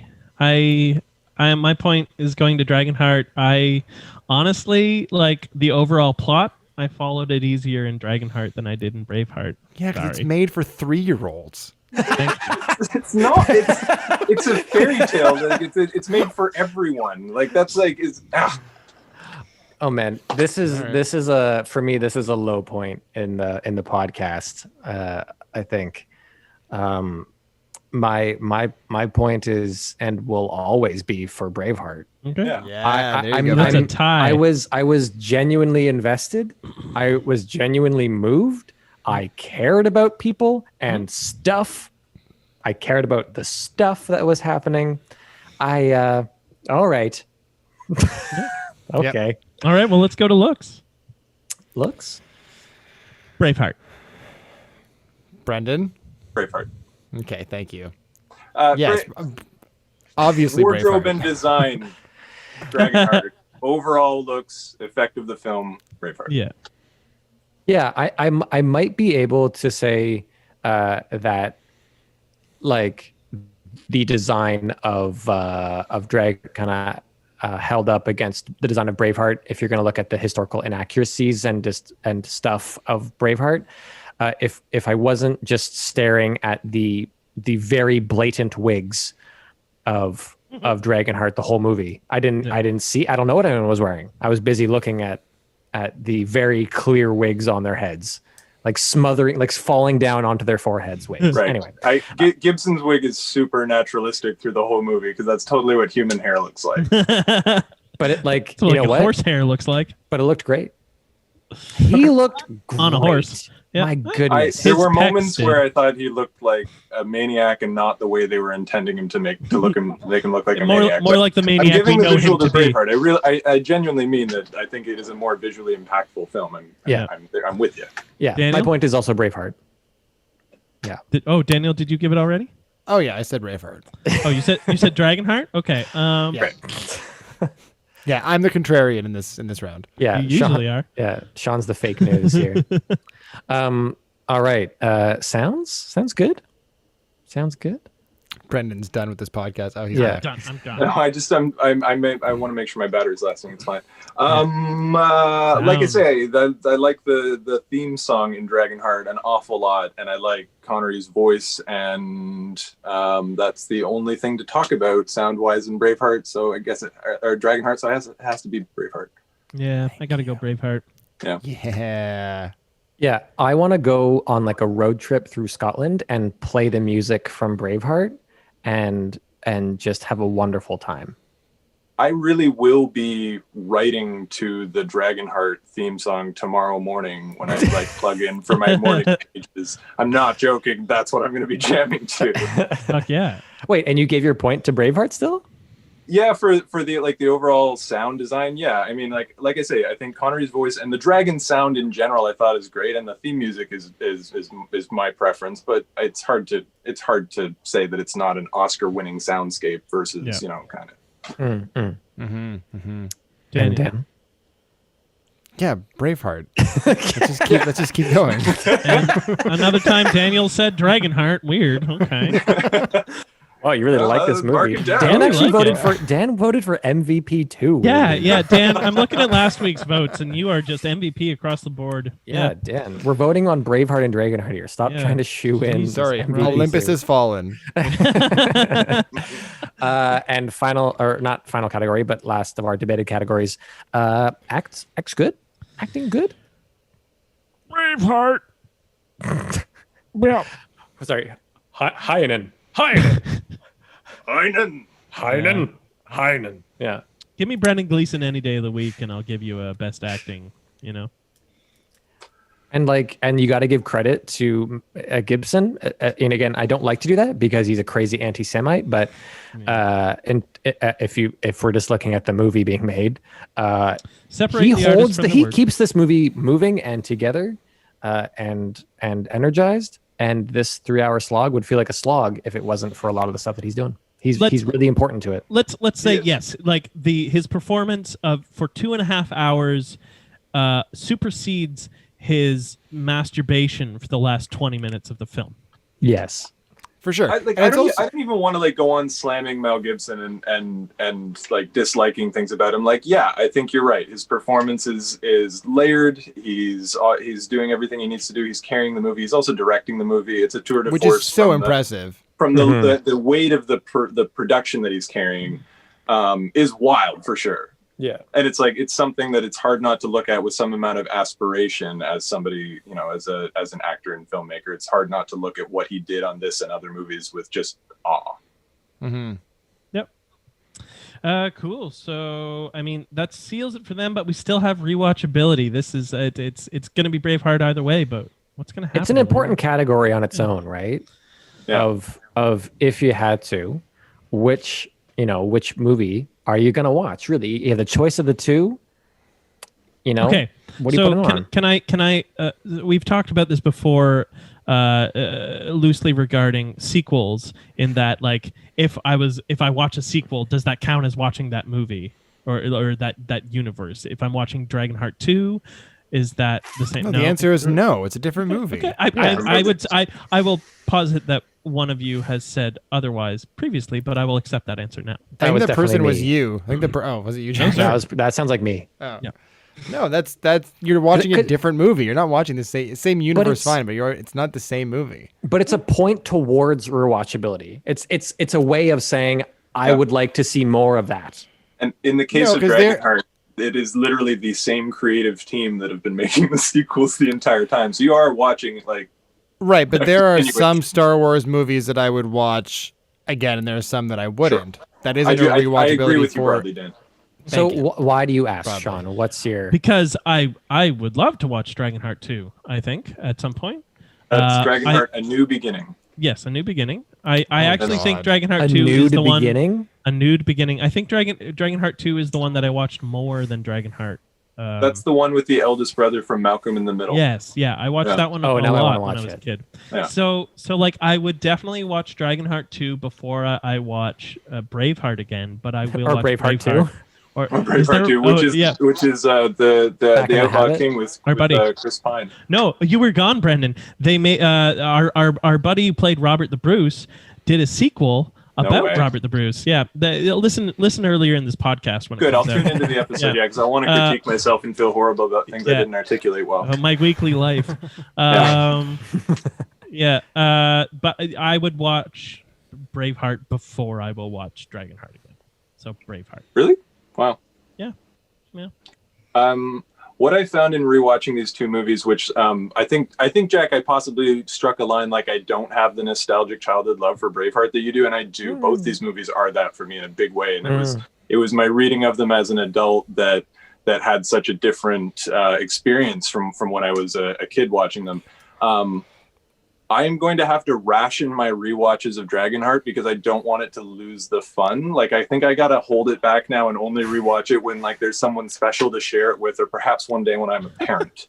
That's how much I love Dragonheart as just a piece. It's my Surf Ninjas. I get it. Yeah. Jack loves Wait, I didn't hear you. I said it's my Surf Ninjas. I'm totally with you. Surf Ninjas. It's my Surf Ninjas. And so I'm going to give it to Dragonheart because the rewatchability level is paramount, where Braveheart I know I'll see again in my life, but it doesn't have the same glow for me anymore. That's fair. Daniel. Yeah, Dan.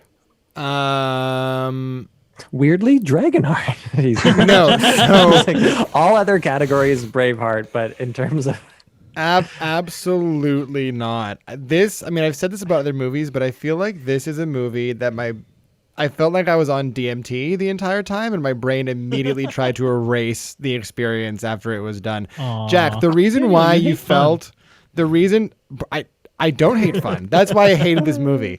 Jack, the reason You've hated why a lot of So movies fun. recently. I have. The reason why you felt like you had seen this movie before, Jack, it is because, like I said before, it is the most generic piece of fantasy filmmaking I've ever seen, and I just can't forgive it. Braveheart, I thought, was phenomenal. Again, it's my first time seeing it. I don't have any concept of historical accuracy.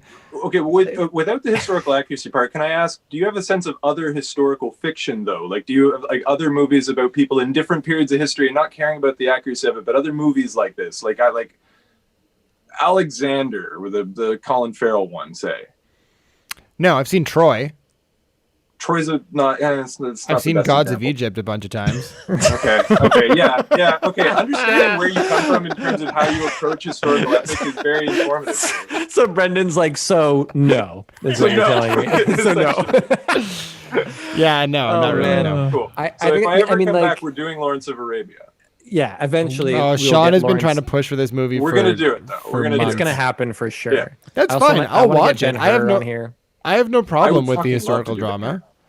Oh my god, can we do the old Ben-Hur and like the one from 5 years ago? Can we just compare the two Ben-Hurs? Oh no, I want to compare it to like Evan Almighty or something. We'll see. That's a cool idea too, I'm though. brainstorming that one still. Yeah, I have to I like do that. some Okay. research, I feel like. Not to give away choices for the future. It's just so funny, and I agree. Like, my rewatchability is Braveheart.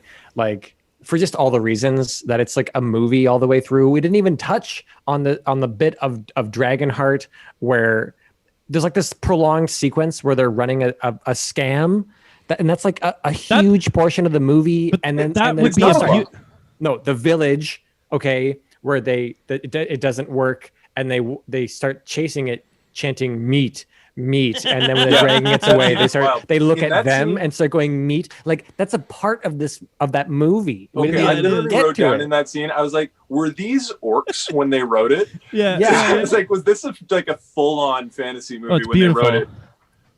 It's just I love so that scene. bonkers. I mean, Yeah. We it's also way didn't over talk the about top. like Dragon Heaven and the weird Astro fireworks show that happens at the end of this movie. Right, so my note there was, dragon funeral too expensive? Question. We couldn't And then actually hard light him stop. on fire. The movie goes hard stop. Hard stop. Yeah. Done. Yeah, oh yeah, the no denouement, I felt that too. And like the little voiceover at the end is tacky. Like, I wanted to like a little something. You're right. There's a lot of that movie that we didn't even get to because we were so busy defending it with you. Well, the final scores Nerds. here. Yeah, what are the scores? Is 4 for Braveheart and it's 4.5 for Braveheart and half for Dragonheart. I think that Yeah. actually makes it a clean sweep because No, the it does not. tie will negate. No. Our tie It It's is not. It's not a clean sweep there, bud. I think it's a It's clean not. sweep. It's not. Sorry, for bud. I anybody wish it was a listening, clean that's sweep. clean sweep for Braveheart. in your fun little like imaginary dishwashing scenario here, like maybe, but no. I don't understand. Where did the low blow, Sean. How's there not a whole point for Dragonheart? It tied. It was 2-2 for story. So it Which Oh, I was see. just- I see. It's which- cumulative points in the categories. I Yeah. misunderstood Is the scoring system. so messed up to me, man. I can't. Anyway, so that means with that score, the Citizen Kane of the week is fucking Braveheart. Aye. Draco. Cue the bagpipes here. Oh, Thanks, God. Dan. and enjoy editing that. Yeah, edit that, Dan. It all He's stays. like, I'm not going to. Which I Yeah, love. I don't even listen to these things when I edit them. Sean, I've got 1,000 notes for this, but like I won't edit this. So well done, Braveheart. I mean, Boo. yay. So I'm excited to pitch my movies for next week. Right. I'm partly inspired to do that. I've been playing around with what I want this pairing to be for a little bit. And Brendan, your choices kind of inspired me to do this pick this week, and help me solidify my choices and just in a tangential way. So I'm going to keep us roughly in the realm of fantasy here. And I'm pitching for next week. We are going to watch the Val Kilmer and Warwick Davis led Willow. Oh, yes. There's a classic that I've never seen it. Yeah, I've never I haven't seen either, it. but seen Willow. Willow's George been on my Lucas, baby? list Yeah. I used to have it on forever. VHS. Yeah. I know it's great, and I know it's also fucking bonkers and terrible. I can't wait to watch it. Yeah. Is that the one where Tim Curry plays it? No, that's Tom Cruise. and Rocky he's- Horror. Are you thinking of the Jeff, Three what's the other one? Musketeers? No, I'm thinking of what was it? That weird fantasy one that the guy who does Aliens, what's his name? The guy who wrote and James directed Cameron. Aliens? No. Ridley Scott did this weird fantasy movie in like the With Tom late Cruise, 80s with Tom with Cruise. the unicorn and stuff. Yeah, and I don't know Tim what Curry that's called. plays a Oh. way over the top devil. Yeah. Yes. Okay, I so forget- Jack, it doesn't your matter. picks are Willow versus. So Willow. So that's the Val Kilmer, Warwick Davis, powerhouse classic Willow, versus the Jeremy Irons, Marlon Wayans led Dungeons and Dragons. Oh, Pew, pew, pew, pew, shit. pew. Oh, this is beautiful. Oh, I'm I pretty have to pumped get my about sword. this. That's so cool, man. They're both going to be just great and terrible, I hope. So, Wow.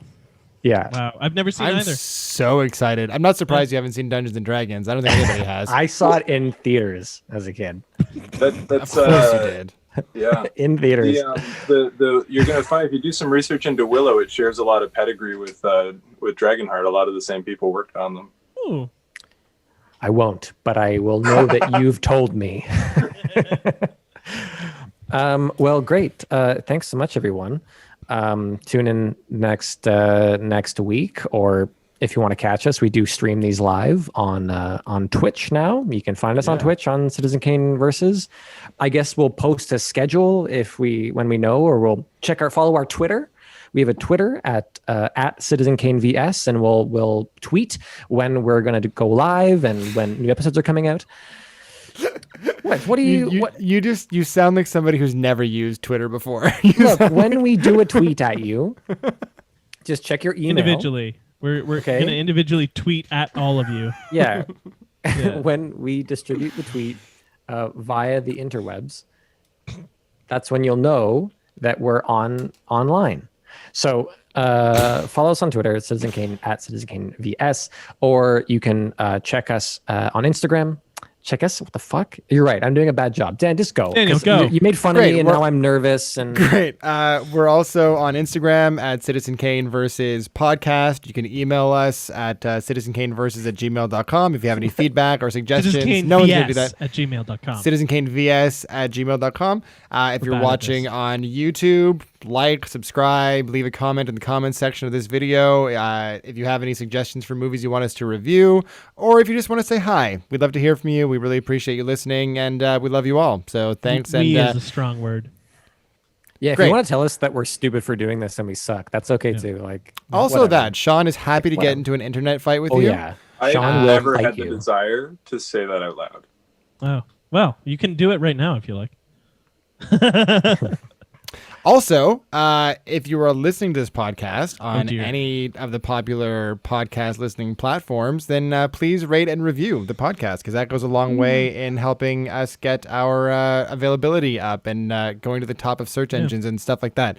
So, just engage, reach out. We'll reach out back, and we'll touch each other. Love you guys. Thank you. Oh wow. So that Emotionally. emotionally, kiss. That wraps up the pod for this week.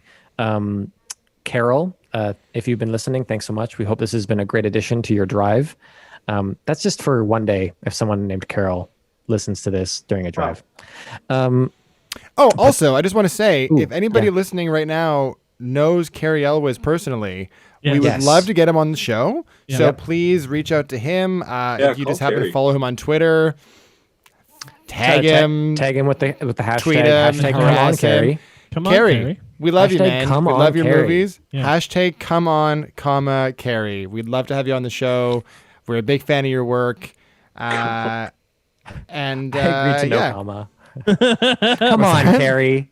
There's only one meaning that could be taken from this. Yeah. All right. Bye. That's it. Bye. Go away now. Okay. Wait. And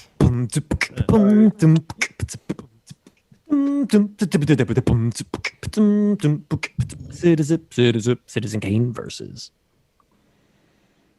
Come on, Carrie.